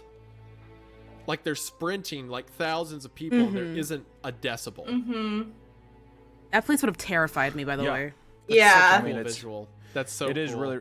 Like, It's I very, hate very this cool. island so much. That's why I'm like, part Oh. 10, let's just get into it. Yeah, And we can talk about it afterwards. I'm ready. right. I think our Like, I So- feel our like I have viewers to are have probably some sort of ready, too. I noise. agree. So part 10 Constantly, opens every with our time. final word from the Every guy time. Oh, who really? is transcribing Yeah. this. If So it's here goes. quiet, I'm like, this is weird. This is also long, so I'm not going to do that awful British accent. All right, fine. Well then, here we are. I have to be honest. While I posted the first of these logs from my bedroom in North London, I didn't think I would go very far. After all, why would it? I wasn't a regular contributor to this site, nor a seasoned veteran of the paranormal. I was just a man who missed his friend, seeking a few words of wisdom from an online message board, open to the idea that it wouldn't lead anywhere. Suffice to say, I couldn't have been more wrong. Over the past 2 months, the incredible advice I've received from this forum and the amazing leads you've sent my way have opened up entire worlds of possibility. It's thanks to all of you that I'm where I am now, sitting in a rental car on a quiet street in Phoenix, Arizona, posting the last of Alice's records. Oh shit! Is he gonna start He's the going to game? do the left-right game. Oh You stupid no. son Oh, of a bitch. man. You stupid. I realize I've written more than usual for my part. Apologies for this. If you want to skip straight to Alice's section, that's fine. Otherwise, please consider this the prologue to the epilogue. It's very, very early in the morning over here, with only the gravest of the graveyard shift out on the streets. By all rights, I should be in bed, and not wasting petrol on an aimless drive through the city. The ritual helps me think, however, and I'd recently given to a lot to think about, courtesy of a young woman at a local bar. She was a forum member who contacted me over direct message. When we met up earlier in the night, it was clear she'd gone a great deal of research, charting every mirror shop in Phoenix in an attempt to reconstruct the route Alice took on February the 7th, 2017. We spoke for quite a while about the game, about Alice, and about life in general. Once closing time rolled around, she handed me a printout of the most likely route with all the key locations circled. Then, in the final minutes before we parted ways, she nervously asked me 2 questions. The first put me in a rather sour mood. The second provided the fuel for my 3 a.m. drive. Question 1. Are you sure she wants you to find her? I've been hearing the same query from a few of you recently, especially since Part 9 was posted. People commenting that Alice made a clear choice when she left Rob behind in the Silent City, that I was searching for someone who wasn't seeking return. I'd like to take a moment to respond to this, as I responded to it earlier tonight. To be clear, the Alice I know wouldn't do that. She was planning to come back. She told us as much. I'm not going to waste your time with my theories, but we've seen what the road can Bot. do to people's minds. Now it can carry them away. You have a against their bot in better your judgment. chat. I Oh. understand why it's being asked, but if those sort of questions are all you have to offer, I'd kindly ask you to find another way to help. Question 2 was less clear-cut. What are you going to do now? Thanks. It's something you guys have also been asking me, but that was the first time I'd heard the question out loud. In the awkward silence that followed, it became obvious to her, and in some ways to me, that I didn't yet have an answer. I decided to take a drive while I figured it out. I've been in my car for the rest of the night. After an hour of aimless meandering, I realized I was close to one of the marked locations, the alleyway where Alice first entered the underpass. The moment at which she first disappeared into the road, turning into the side street just after a large intersection, I was briefly relieved to see no sign of the tunnel. Oh. The part of me that still hoped this game was a fiction swelled at the sudden lack of evidence. My reaction was short-lived, of course, as I quickly realized that the tunnel wouldn't have shown itself to me anyway. Even if the game were real, I'd hardly been sticking to the rules on my way here. Oh, okay. There was no denying that the place resembled Alice's description, however, and with the long time to go until I'd feel remotely tired, I decided to work my way back along the route, retracing Alice's steps towards Rob Guthridge Street. Good time. Okay, so I have to admit at this point, Hi, Arishi. I suffered from a momentary lapse in intelligence. In a fog of distraction, residual jet lag, and general dullardry, I drove for longer than I'd care to admit under the misconception that I wasn't playing the game. I thought this because I was heading in the opposite direction, and had started my run with a right-hand turn, when the rules explicitly state that you begin by turning left. Of course, as I'm sure you all would have realized immediately, That didn't mean I was out of the game. It just meant I started playing with my first left turn one road later. Oh my Alice was god. always the smart one. What I'm trying to say is that, due to this fairly mindless oversight, I wasn't exactly looking out for the woman in gray as I drove past when she would have been her corner. It wasn't a mirror shop this time, of course. That's only the 34th turn when you're coming the other way. In fact, I'm not sure which of the many passing streets it was. It is strange, though, as I think back through my journey. I feel like I would have noticed her. The streets were practically deserted, so much so that any pedestrian stood out immediately. I know I should have been looking more closely, but if you ask my honest opinion, I don't think she was there at all. The moment I realized this, I felt it again. The faint, perverse hope that I'd been misled, that the entire story was nothing more than a twisted, elaborate fabrication. It wasn't long until I passed an old mirror shop and, 34 turns later, arrived on what must have been Alice's starting street. It was an inner-city neighborhood whose residents were all fast asleep. From the moment I realized that the game was in play, I'd been thinking less and less about this particular road, and more about the one directly after it, resting just beyond the crossroads. I'd come halfway across the world on the strength of Alice's account, but I'd seen no first-hand proof of the left-right game. If the whole thing was a hoax, then the next road should just be another street. If it was real, then I'd know soon enough. I crawled up to the junction with my heart in my throat. With every inch of road that passed under my tires, I found myself hoping more and more that it wouldn't be true. Let someone be playing a prank on me. Let the logs be counterfeit. Let Alice be anywhere else but on that road. I took the corner in a wide, Another bot. parking myself in the center of the crossroads. What the hell? My headlights Yeah, facing I've down the gotten next more bots recently too. Ahead of me was a quiet That residential was only street. minutes ago. Lines of neatly parked They're getting cars, insane. Yeah. rows of well-kept yards, and squarely drawn windows. It at its center, in utter defiance of the modest surroundings, the road sank into a deep and dimly lit corridor, cutting beneath the street, and disappearing into complete darkness. I'd always known it was true. In the presence of the grim confirmation, the question I was asked earlier that night started to ring in my ears, as if echoing out of the tunnel itself. After an entire night's driving, after 2 full months of searching, I still didn't have a response. In the end, I just left the engine running, as if turning it off would somehow be a sign of retreat, and decided to type up the notes you're reading now. I thought maybe the process of putting it all down on paper would bring me clarity and leave me with either a note of farewell or a note of apology to Alice for not having what it took to find her. And now, here I am. Still undecided, still riding, still sitting in this rental car on a quiet street in Phoenix, Arizona. Though perhaps the street's not as quiet as I thought. I've just looked back to the previous road, down the street where Alice began her journey. As I type this very paragraph, I can see a figure standing on the sidewalk, Oh. just outside one of the houses. It isn't the woman in gray this time. Though it's almost too dark to make out, I could tell the figure is an older male, well-built and imposing, the rugged features of his weathered face half lit by the moon. Oh no. Did you hear that? Yeah. What did you hear? Like a. What was that? Oh, my wife's don't know. home. I thought oh it- my I- gosh. Oh, that's my wife. It's the man. It's the man at your door.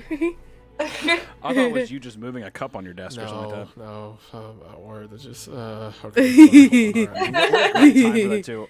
The rugged features of this weathered face, half lit by the moonlight, and then, what was that?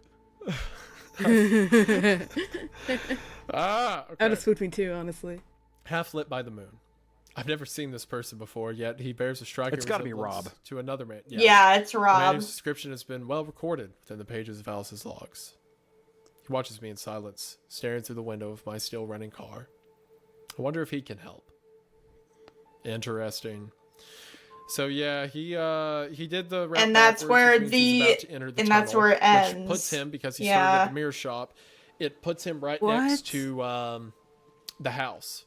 And Not the I entire guess story if where the someone is lost log. in there, they can become Oh, or at least okay, their I was gonna say, body why- can no become an way. agent for the left-right game. So now Rob's body is one of the agents. Yeah, I mean that's what I'm thinking for the Gray Woman as well. I Yeah. think that now Rob is basically taken on that role as well. Yep. Mm. All right, so like you said, Here we are. main guy, he's dead. The guy recording all this, super dead. Oh yeah, You think so? SB. Yeah, dude, he either went into the tunnel or the Rob guy attacked him or whatever. If he gets out of the car to go ask him for help, he's super dead. You think the Rob's entity is just like this mindless monster Well, as well? remember kinda like what the baby? Marjorie's entity was? It was like trying to break the glass to get to her, like punching it and everything. Yeah, that's true. I'm That's sure true. it'd be violent if it got a hold of you. So if this guy walks out of his car, It's kind of and funny walks that up the to guy it- said, I wonder if he can help," and the guy's just like frowning at him, looking through the deal. This guy seems chill. I wonder if he Yeah. can help me. Yeah, It's like, he has an dude. impossibly big frown. Just He's like, 1 second, sir. Let me hit send on my Verizon hotspot so I can upload this to Reddit. All right, perfect. Now, sir, can you help me? And then just immediately get strangled to death. All right, last, there's like Here an we update go. later that's like, whoever was posting this, we found his phone. This is the last message, and the message is like Yeah. garbled text while he's getting like gored alive. Yeah, the bots are Yeah, killing he's you saying guys. like, so. owie, owie, owie. Ow, You guys ow, busy. Ow, ow, ow. Yeah, just wanted to make sure you guys knew that's what it said. Hitting send now. Thanks, guys. Be sure to upvote.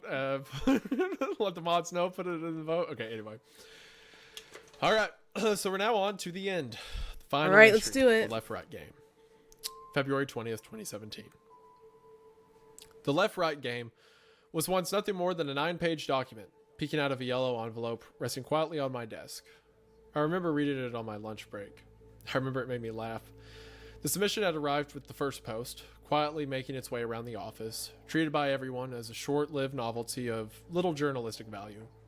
The story was easy to dismiss, appearing all too similar to the rambling ghost stories and blurry UFO sightings that filled our mailbox on Let a me daily put basis, it on my Instagram and which most of the senior story. staff had learned to instinctively ignore. Doomed by association, the document was quickly passed over, my desk merely a pit stop on its way to the rejection pile. I was curious, however, and after an uneventful few months in my new role, I had no compunctions about fishing from the scrap heap. Placing the envelope in my satchel, alongside a misfit crowd of similar rejects, I slipped away to a local coffee shop, reading it in an armchair by the window.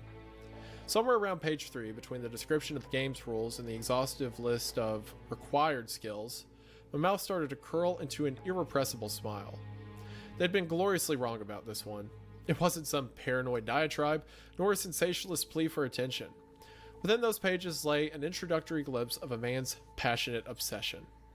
As I read on, something about his earnest eccentricity, incredible thoroughness, and unquestioning confidence made it impossible to put down. When I turned the final page, reading the last of Rob Guthridge's charming and refreshingly well-formatted submission, I knew that this was the story I wanted to tell. Later that day, I found myself in the editor's office, making a case for it. They didn't quite see what I saw, but I was intent to win them over regardless. I told them the story would be characterful, colorful, thought-provoking, and, at the very least, that I wouldn't be gone long.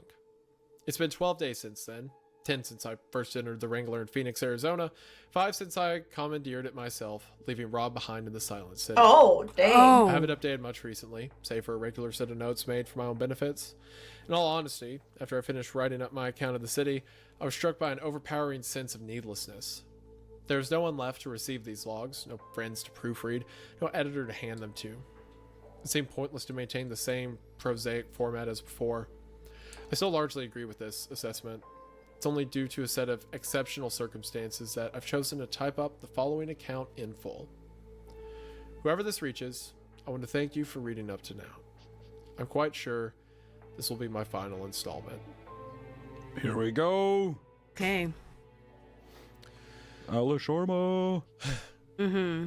The moon is You bro- fucking rule. Let's go, Alice. Woo! Let's go, Alice. Let's go, Ooh, yeah, you're Alice. probably gonna die. Let's go. But she is the final girl. She is. She the is. sole She survivor, is. So, I congratulations. love it. It's a fun way to incorporate the classic horror trope. It's very fun. Yeah, I dig it. The moon is broken, and in my entire life, I've never witnessed an evening so still. The air is cool and quiet, and the Wrangler cuts cleanly through it as I glide down a stretch of even tarmac. The scene is defined by calm absence. not a cloud in the sky, not a solitary whisper of breeze, not a single blade of grass stirring on the dark green banks beside me. Yet, even on a night as peaceful as this, I can't help but feel far away from home. The city had served as a turning point in that regard. Before we reached those titanic monoliths, the landscapes we passed through generally resembled the world I once knew. A few obvious exceptions aside, there was nothing about the environments that looked truly divorced from reality. That's all changed now. The aberrant aspects of this new world are unignorable, constantly hanging at the corner of my eye, passively injecting a sense of wonder and disconcertion into the otherwise silent night. A few days ago, the moon started to crack like old porcelain. I hardly noticed at first. My eyes fixed on the road as it loomed above me, quietly splintering into three jagged pieces. Wait, why is the moon's tonight, actually the breaking? empty space between each fragment has significantly increased. I thought that was like... If I focused on the sky for I thought it was like a metaphor or something. Like, or like no, but the moon's actually like breaking. Like, it's actually cracking. What's going on? while, I can almost see them falling away from each other, charting infinite and loathsome trajectories through a barren cosmos against a backdrop of foreign constellations. The stars themselves fall further than they should. The night sky travels down past the horizon and continues below it, wrapping underneath the grassy bank. It's as if the road and the narrow plains on either side are suspended in the middle of a vast abyss, a platform in the middle of open space. At least, that's what I thought it was at first. It didn't take long before I noticed the broken moon was appearing twice in the sky, both above and below me. A pair of orbiting satellites, identical and in perfect alignment. That's when I realized that there were no stars below me. I was merely staring across a flat surface so flawlessly mirror-like as to cast a perfect reflection of the heavens above. I was driving through the center of a lake. Oh. The water is impossibly still. Since leaving the shoreline proper yesterday night, I've seen neither a wave nor a ripple across its placid surface.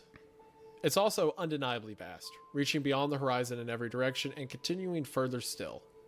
Without being sure how I know, I'm aware that the waters carry for an unspeakable distance, that I would sooner reach the stars themselves before setting foot on its opposite shore. I lean over and switch gears. The act of driving the Ranger was a daunting one at first, but after the first 2 days I've managed to make do. An old scarf wrapped tightly around the steering wheel serves as a makeshift handle, allowing me to navigate corners one-handed. I don't have an elegant solution for the gear shift, but I've quickly grown used to the process.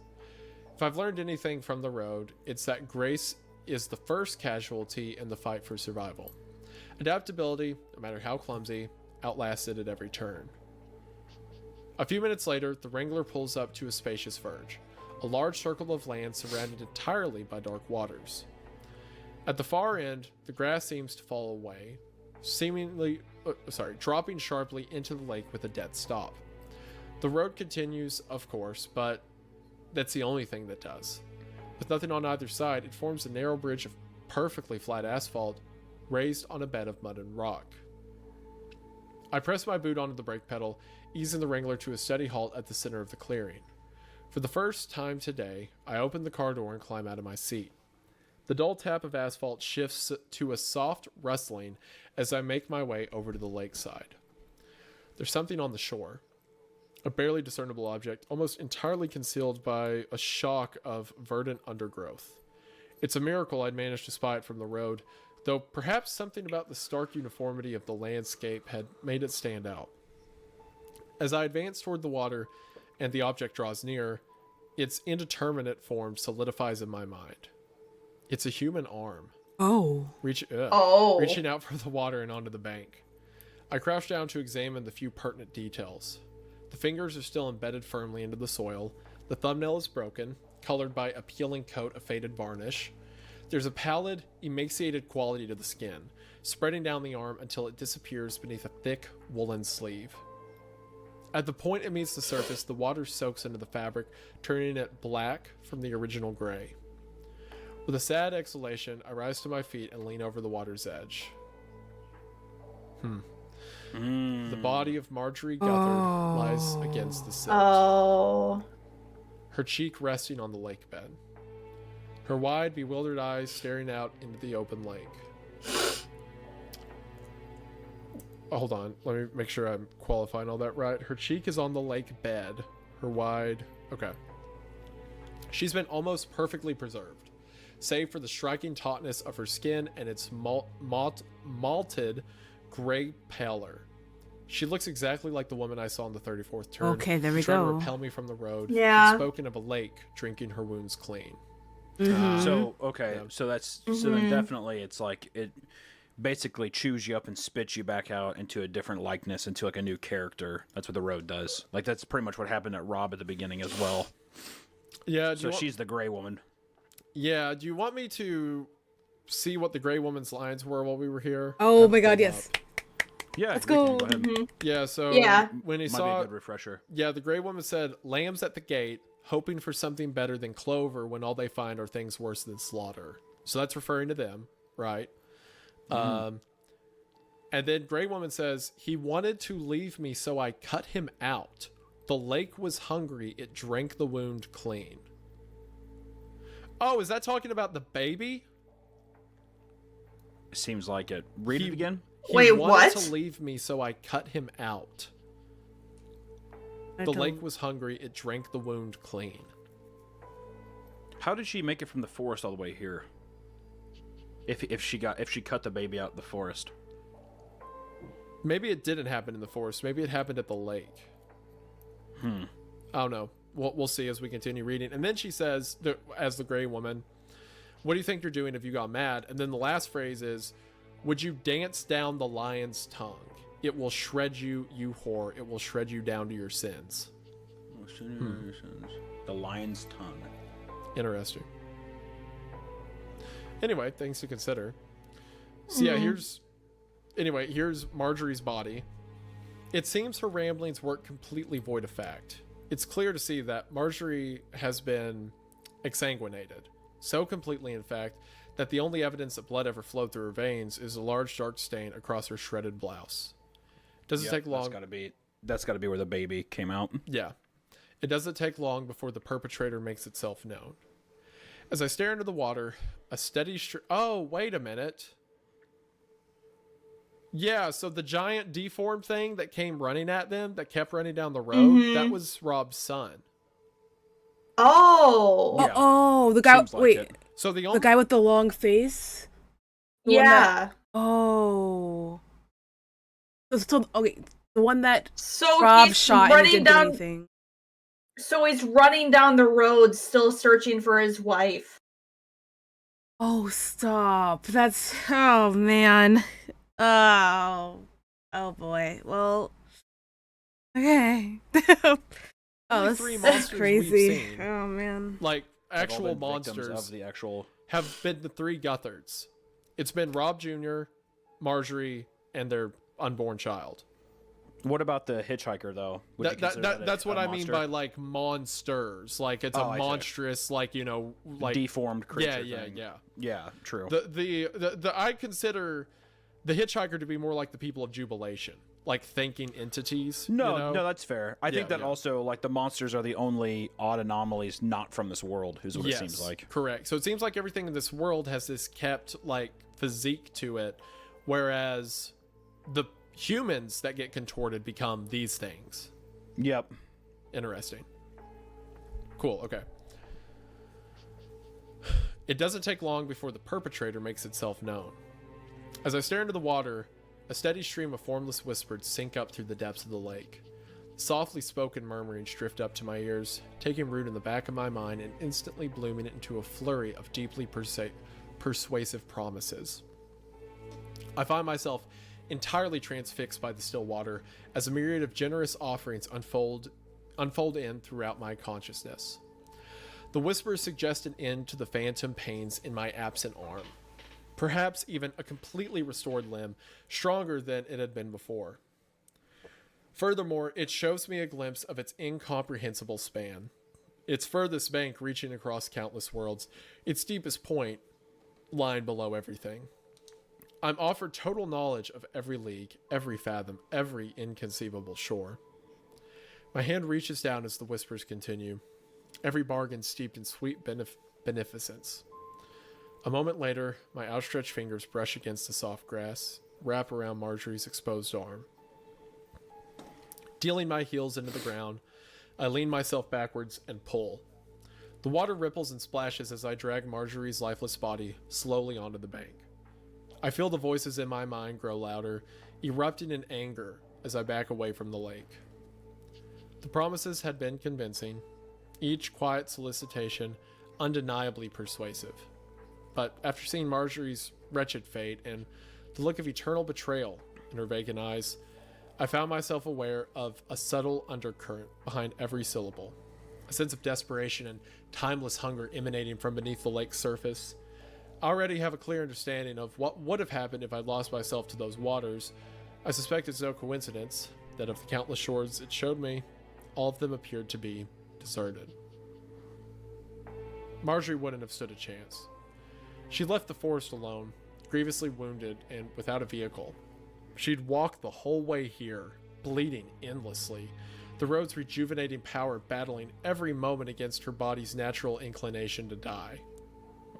I suspect the road's influence wasn't strong enough, and when a whispering voice promised, ever so sweetly, to mend her, she would have been in no position to refuse.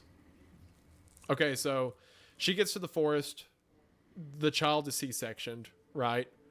Mm-hmm. Maybe, I don't know what happens from there. Maybe okay, so when Bobby showed up to the ER, his leg was damaged, right? Yeah. Maybe he C-sectioned the child and the child became the monster. Maybe he thought both of them died, that the child was stillborn and she died or something. Yeah.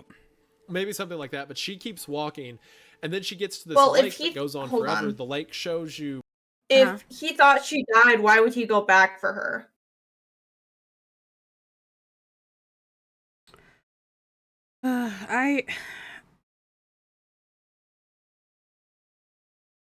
Unless he would So he must have known.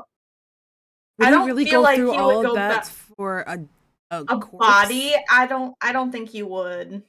Promises of infinite shores, basically tries to entice you to come to the waters.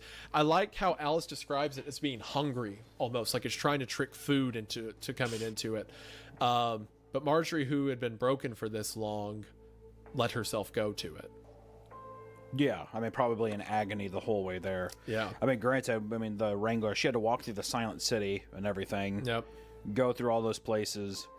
Probably, I mean, just also mentally, probably just completely gone. I mean, Yeah. I don't know how you could do that. I mean, But the lake drank the wound clean, or licked the wound clean, I should say. Her other sleeve brushes against dry land, her body leaving the water for the first time in decades. I keep pulling until my boots hit asphalt, laying her down on the grass just behind the Wrangler. After a moment of sober vigil, I walk back to the car and fetch Rob's foldable spade. A long few hours follow. I've never dug someone's grave before, and my injury is hardly conducive to the task. My fleece tied around my waist, pearls She's digging of a grave sweat with running down one my brow. hand.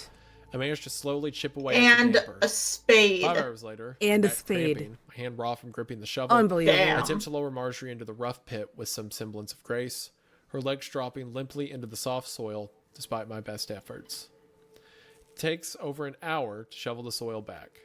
It's a sobering and ugly task. As a layer of dirt covers her face, I realize this will be the last time a living person lays their eyes on Marjorie Guthard. Burying her suddenly feels disrespectful, as if it's an act I don't have the right to perform. Once it's done, I drop onto my knees, a dull ache in my muscles, as I smooth out the disturbed ground with the back of the shovel. you. Oh man. Oh, stop. Oh. Ooh, man. I was just about Don't to say it remark like how kind that. this is of Alice to bury her, but then Yeah, much like Rob. Yeah. Even before I turn to face her, I can hear a scowl in her voice. There's an odious depth to that once acrid syllable. A potent witch's brew of contempt and accusation that feels like it's been festering in her drowned lungs for decades. Reluctantly, I rise to my feet and turn around, finding myself face to face with the woman I just buried. She looks different now. Her clothes are dry, her skin clear, with nothing to be seen of the deep, dark gash in her blouse. Marjorie. Unlike the empty vessel below us, the woman in front of me is by no means at peace. She shakes and retches with the same indignant fury I witnessed when we first met. When she speaks, her words shudder under the weight of her own turbulent emotions. I chased you. I ran to you. I gave him up for you. I'm sorry, Marjorie. I don't know what you mean. Tell me what you mean. The things I saw, things so beautiful. And I saw her walking along through the new worlds. I gave everything up for you. I don't know quite what to say. It's pointless to ask her what she means, to try and understand her frantic ramblings. In the end, I can only try to speak her language. Marjorie, I didn't mean you to. Marjorie's trembling breast burst into a despairing fit of laughter. No. Yes, you did. Yes, you did. And now you're here. Marjorie's wild and volatile demeanor shifts once more, her laughter degrading further into a man. desperate, crying panic. God, there's so much emotion going on right And now. what do I do now? What do I do? Marjorie cringes with the terror of the self-imposed question, placing her head in her hands and repeating it over and over again. As I watch her wrestle with despair, I'm struck by an idea I've never before considered. The disconcerting notion that, in death, we are not transported to a set destination by some ethereal attendant. That, in fact, nothing is decided for us. Perhaps the manner in which we spend our afterlife is down to us, a decision we have to make ourselves. Marjorie is standing over her own lifeless body, still lost, still entirely unmoored. There's no sign of boundless paradise, inescapable damnation, or everlasting nothingness, and the common thread they share, a final release from the weight of our own agency, is similarly absent. Perhaps we never get that freedom. Perhaps we continue like we always do, accompanied by all our imperfections, uncertainty, and discontent. Perhaps we must choose our eternity. After all my time on the road, that's possibly the most terrifying notion I've encountered. Oh, that's fucked up. He never stopped looking for you, you know. Marjorie snaps out of her wretched despair, instantly aware of who I'm referring to, staring up at me with an expression I've never seen her wear before. I saw him, walking on the road. He didn't stop. He was never going to stop. I think he was looking for you, Marjorie. He still is. Marjorie stares through me. For the first time since we met on that quiet Phoenician corner, I can see the faint spark of something other than misery and rage across her tear-stained face. I hold her gaze for a moment more, before pulling my phone from my pocket. In a single sweep of my contacts, I delete every number except for one. A number I pulled from the Nokia during our second night on the road. A number that connects to a lost wanderer of the road.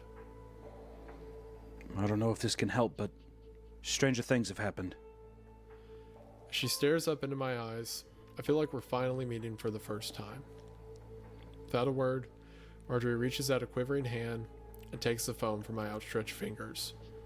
Before I can say anything more, Marjorie Guthard is gone. Wow. A few moments later, a refreshing breeze lands against my cheek, a soft zephyr, cooling my still warm face. It's a welcome sensation, and the first movement I've witnessed in the air since I set out onto the lake. Wiping the sweat from my forehead, I stare quietly along the bridge, the breeze picking up behind me.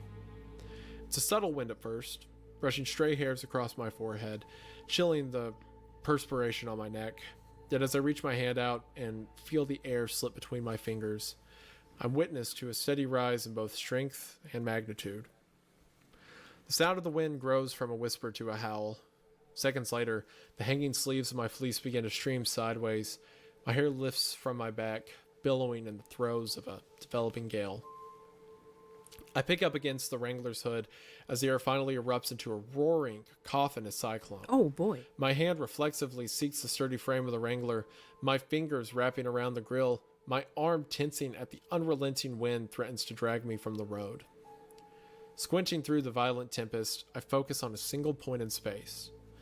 Just above the threshold of the bridge, in the midst of the storm, a jagged line of white-hot light burst out of the aether. Tearing through the night's fabric, a crackling fissure that widens and yawns, forcing apart the curtains of reality as they frenetically struggle to recombine. Staring through the shuddering fracture, I'm subjected to the briefest glimpse of a boundless, an impossible vista. It is a faraway place in both distance and time. A nakedly beautiful and gloriously terrifying dreamscape, endearing on the majestic shores of infinity.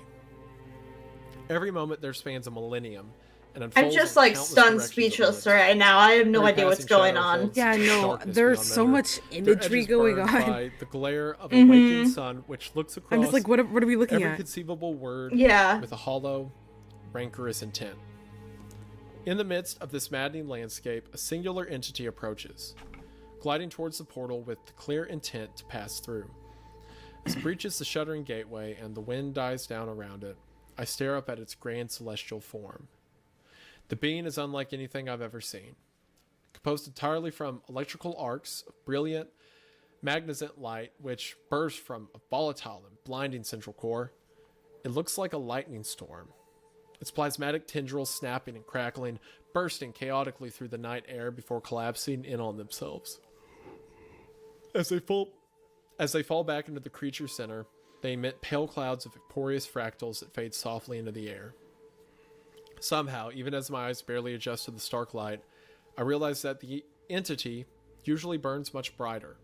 It's dampened its glow for my benefit so that it can appear before me without scorching my eyes from their sockets. It's you, isn't it? You're the voice I've been hearing. You're the one who brought me here. The bristling maelstrom of light hangs in the air, crackling and shifting, its transient limbs strobing with chaotic incandescence. Part of me wants to hide, part of me wants to run, but neither are an option anymore. Releasing my hand from the Wrangler's grill, I take a single step forward, standing on my own and staring up into the entity's smoldering core. Alice, please. I Can know. I get an interview? That's what I laughed at. I read ahead Well, a what else little are you gonna bit. do, right? Alice, please. Can I get an interview? Like, imagine if you're like, if you meet basically God and you're like, hey man, can I get an interview? I just saw some wild shit, man. Can we talk? Like, oh, that is so funny. Bro. I know it's your job and everything, Alice, but like, girl, after everything we've been through, that's the first thing you say when you see this random figure. You're not even like, Not even afraid of it.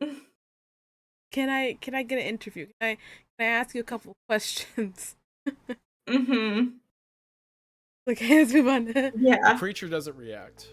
In the following silence, I feel it observing me. When it finally responds, its voice ruptures the night, echoing through my skull.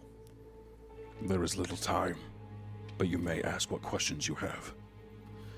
Each reverberating syllable forms a string of literal shockwaves in the surrounding lake, emanating outwards from the being in a There's little perfect circle. time. I watch the waves roll in the distance, showing no sign of ever diminishing, and I think about what questions to ask first. In the end, it comes to me quickly. A promise is a promise, after all. What happened to Marjorie? Why did she do what she did? The being pauses, as if considering its response. When it does reply, it speaks with a calm sobriety. She glimpsed an echo of the future, dreamed of the road, of the things it passed through. Like whatever's through there. I gesture through the gateway, which is now almost entirely blocked from view by the creature's spiraling form. She dreamed of untold frontiers. She saw a lone woman walking them. Over time, the fulfillment of that vision became everything to her. But it wasn't her. She thought she was seeing her own future, but it was It was Those three words, Oh.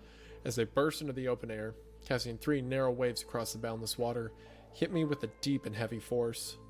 Unbeknownst to myself, decades before I was even born, Marjorie had been driven insane by dreams of maddening grandeur, of a life of boundless possibility and true significance.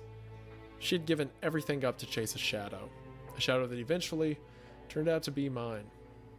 I Wow. hadn't just pulled Rob into this game, I was the reason for everything. I was the cause for the tragedy that befell his entire family. Damn. She That's didn't crazy. just dream those sights. You influenced her. You let her see them. The same way you made Rob see me and Oh, Akihara. You pushed and prodded wherever you needed so that I'd end up here.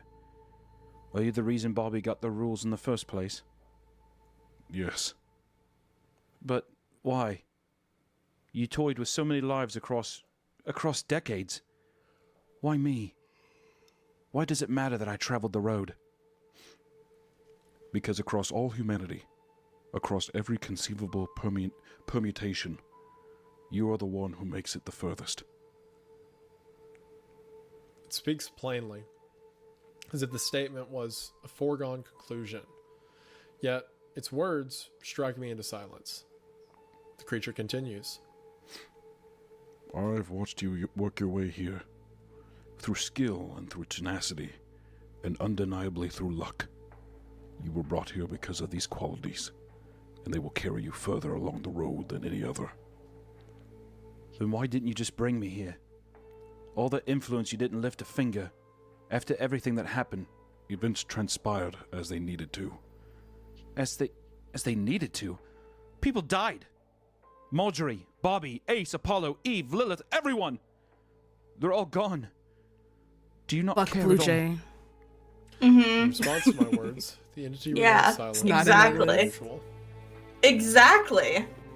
Because she I did care more deserve to than you know. die. There are things greater In than the you situation, understand- it than was your understanding. necessary. Mm-hmm. Forces that exist beyond the realms of your comprehension that you would consider a threat Also, to I everything love you the hold voice dear. that he's making for, well, My actions were guided Mhm. by a higher Yeah. standard of knowledge. Your protests are predicted on false understanding. You're saying I don't understand death? You don't. Excuse me. That still doesn't make it right. Regardless, my influence is necessary. That which is necessary must be. What even are you? I cannot answer that question in any way you'd understand. That's good enough. That's not. You mean that's not good enough? Oh, Yeah. that's not good enough. Yeah, that's definitely. That's not good enough.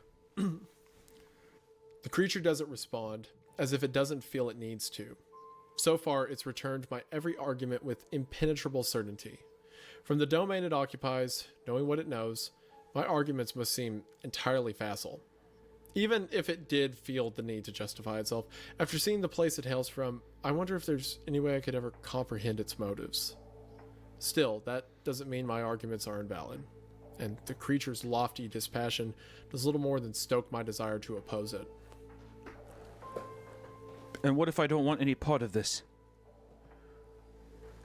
actually You are late. traveling the aberrant strand, a singularly stabled flaw in the fabric of reality. As it carries you further from the world you know, you'll be freed from the influence of the old laws. You have already noticed the effects in those settled the road. Those who were lost to it, and in yourself, energy without consumption, knowledge without requisite experience. You are shedding entropy and casualty, and in time you will reach realms of understanding you cannot currently fathom. You will find answers to questions you never thought to ask. You will discover absolute truth. For this reason, you will carry on. That's the only reason? Do you need another? It doesn't come across as a question, rather another blunt statement of fact. I understand the effects it's speaking of. Ever since the city, I've been encountering vague notions and fragmented ideas that occur to me randomly and without announcement. New avenues of thought leading to revelations that would otherwise lie beyond my mortal reach. I've started to comprehend things I could barely have conceived of back home, and though the onset of these notions had been terrifying at first, they grow less so with every passing day. No, I don't trust you. I don't. Your trust is immaterial. You will travel Damn. the road regardless. Like, bro. Creature's already Yeah. stalk below starts to intensify. I've watched you on every turn, across every moment of your journey. One of the creature's I don't know countless what I'd do if someone protrusions told me lashes out that. at the I'd be like, empty air, oh, forming okay. another I'm gonna go harsh, cry deep now. fissure. It wrenches itself open in a few stilted jolts, a transparent, almost crystalline membrane stretched across the gap. Through it, I could see myself in the center of a cornfield examining a block of C4 explosive. It's as if I'm staring into the past through a jagged, shard of one-way glass. I've watched you questioning. Though we can't be seen through the aperture, I see the glass-like membrane shake with the force of the creature's voice. As the window collapses, I can see the rows of corn thrown into a frenzy. A second arc lashes out the sky, forming a second aperture. This time I'm expecting the sight before me. I see myself, crying in the forest, a silent radio by my side. I've watched you struggle. The second window Oh, closes. so cool. The creature has made its point. Yeah. I've watched you fight to make your way here. You will not turn around. You make it sound like I don't have a choice. You do have a choice, Alice. But you have already made it. As much as I've grown to detest the creature's presumption, in that moment, I know it's right. What it's saying is true. I've done things I never would have imagined in order to get where I am now. In fact, if this being hadn't arrived at all, I'd already be heading out over the bridge. I'm not proud of what drives me. That same ugly impulse that led me to refuse Rob's offer of return, that made it so easy to leave him behind in the Silent City. But there's no denying the impulse is there. It's been with me the whole time, long before I ever arrived in Phoenix, Arizona, and it's buried deeper than I ever wanted to admit. Do I get to say goodbye? The entity says nothing. It hangs in the air, flickering and coursing with rupturing bolts of light. The next thing I hear is a faint, mechanical hum emanating from the Wrangler behind me. Turning around, I pace briskly back to the car, opening the door and reaching into the passenger seat. My notebook is booting up, seemingly of its own accord. Picking up the laptop, I lift the lid as I march back towards the bridge. I stare up at the silent being before me.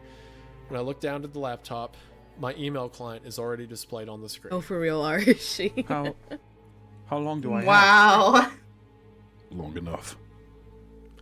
The entity begins to regress, its arc diminishing as the being at its core turns away. Its message has been delivered.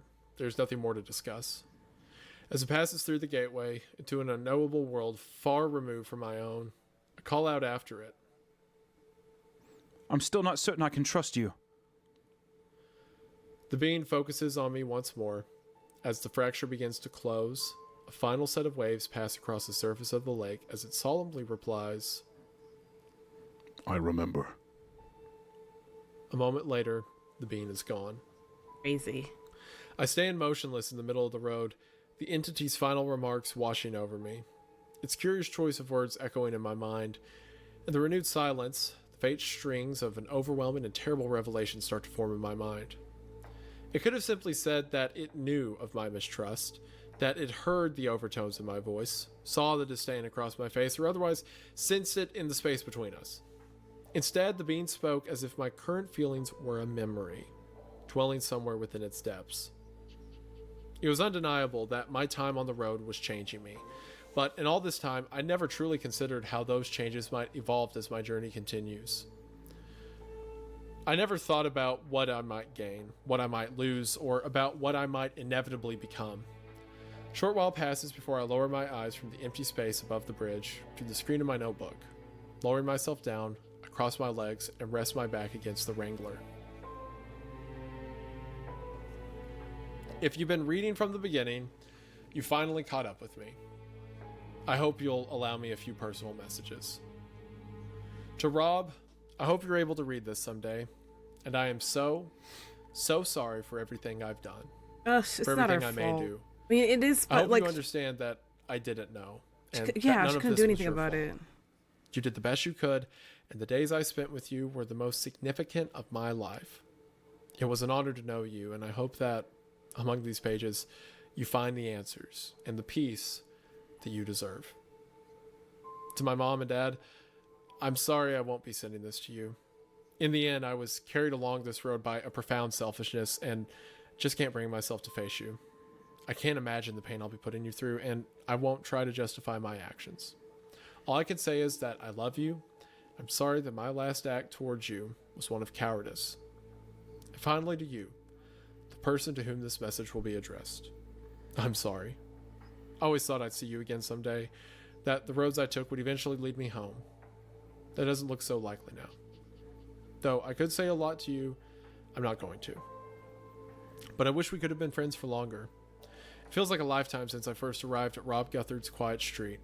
I remember the uncertainty as I waited for him to open his door, with no conceivable idea what was about to transpire. Like so many other things, that's now changed.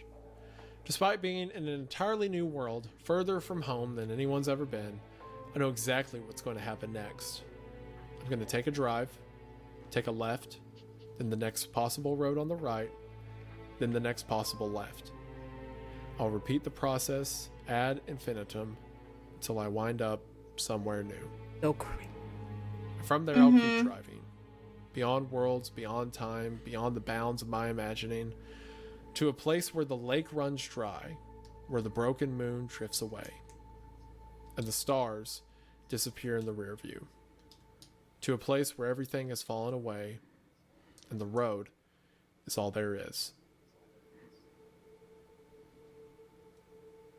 End. Wow. End of Wow. Wow. Wow. Wow. What a crazy turn for the end. I expected Like it a was philosophically almost like fucking fantasy For real. driven ending. Yeah. I was expecting it to kind of go that way because I was getting, like, do you see all these different worlds and realms and stuff like that? I was expecting the ending of it to be very ethereal, especially because the idea of a sort of god of the realm had been hyped up a lot with the voice she kept hearing. I think it's a cool look. I mean, I think it's a cool touch how when he opened the aperture and said, "I saw you then," or whatever, that was the voice she heard while she was just sitting in the field and didn't know where it came from. And the same with Yeah. the line under the tree. So all she Yeah. was hearing is her conversation with him in the future, much like how the visions they had been seeing is the vision that, like, Rob had of her, or the visions that Marjorie had of her. Everyone had been seeing the visions of her because she ultimately becomes the pilgrim who makes the longest voyage. There's an interesting comment on this thread here that said that is the entity Alice.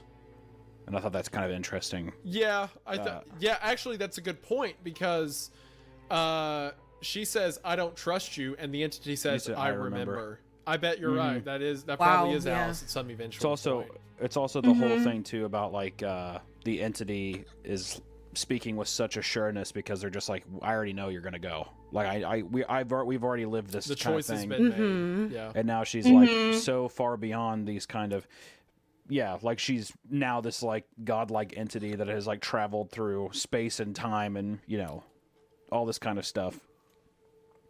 Wow. What a like a roller coaster. You know what I mean? Yeah. For real. There's a bunch of different things. Like these are some of the things I had written down.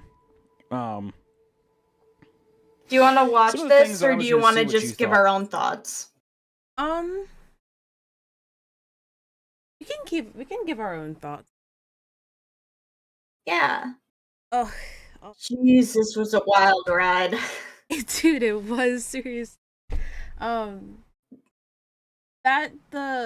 the question about that being Alice though is really interesting though. I mean, it makes sense. Yeah. Like this, everything seems to revolve around her, even though It does, yeah. And the way that they said that if time is if time is an illusion in this place, basically. yeah. Technically, this godlike being could be Alice from the future when she did make it to the end of the road or end. something like that. So she's like the god of the road now. Okay. Kind of cool to think about. I kind of find it like interesting how like because even like Alice tried to ask like who are you, or and it couldn't answer, right? It would be difficult to explain. So I feel like they could have simply said like if they were some like celestial being that had nothing to do with Alice. I feel like that could have been easily explained if they wanted. But with Mhm. that being possibly being Alice, it does get a little bit confusing because then you'll have to go. Alice will probably be like, "Well, how is that possible?" You know, like multiple questions will happen after that, and yeah, Mhm. it didn't seem And like she that. never described the voices being or the figures being male or female. Right, right. Yeah. That's an interesting idea. Hmm. I'd be terrified though, like Yeah. watching those moments, like, oh my god, it was you. You're the one watching this. Kind of creepy, but okay. Mhm. Glad I Yeah. finally met you. Like last chapter. Yeah. Yeah, yeah. um, I felt now knowing that Bobby was Mhm. that creature. That's so Yeah. sad. Yeah. And I was right about him constantly running on the road after his wife. Did we ever get an explanation for why she like cut out the baby? Or did she had to give birth, like, it was time to give birth and she couldn't give birth to it naturally, so they had to do a makeshift C-section. That But then again, how did he break his leg? And I don't think that part was ever explained. yeah, I think we were assuming that the baby became a monster and hurt Bobby's leg, but it was never nothing was ever confirmed. Yeah. I think probably it was just um Yeah. time for her to give birth and she Mhm. cut it out like that. Yeah. Oh man, that's still um Yeah. but I agree with them saying like that creature interesting that this he has for sure. Which creature? The baby creature? The baby creature, yeah. Yeah, definitely.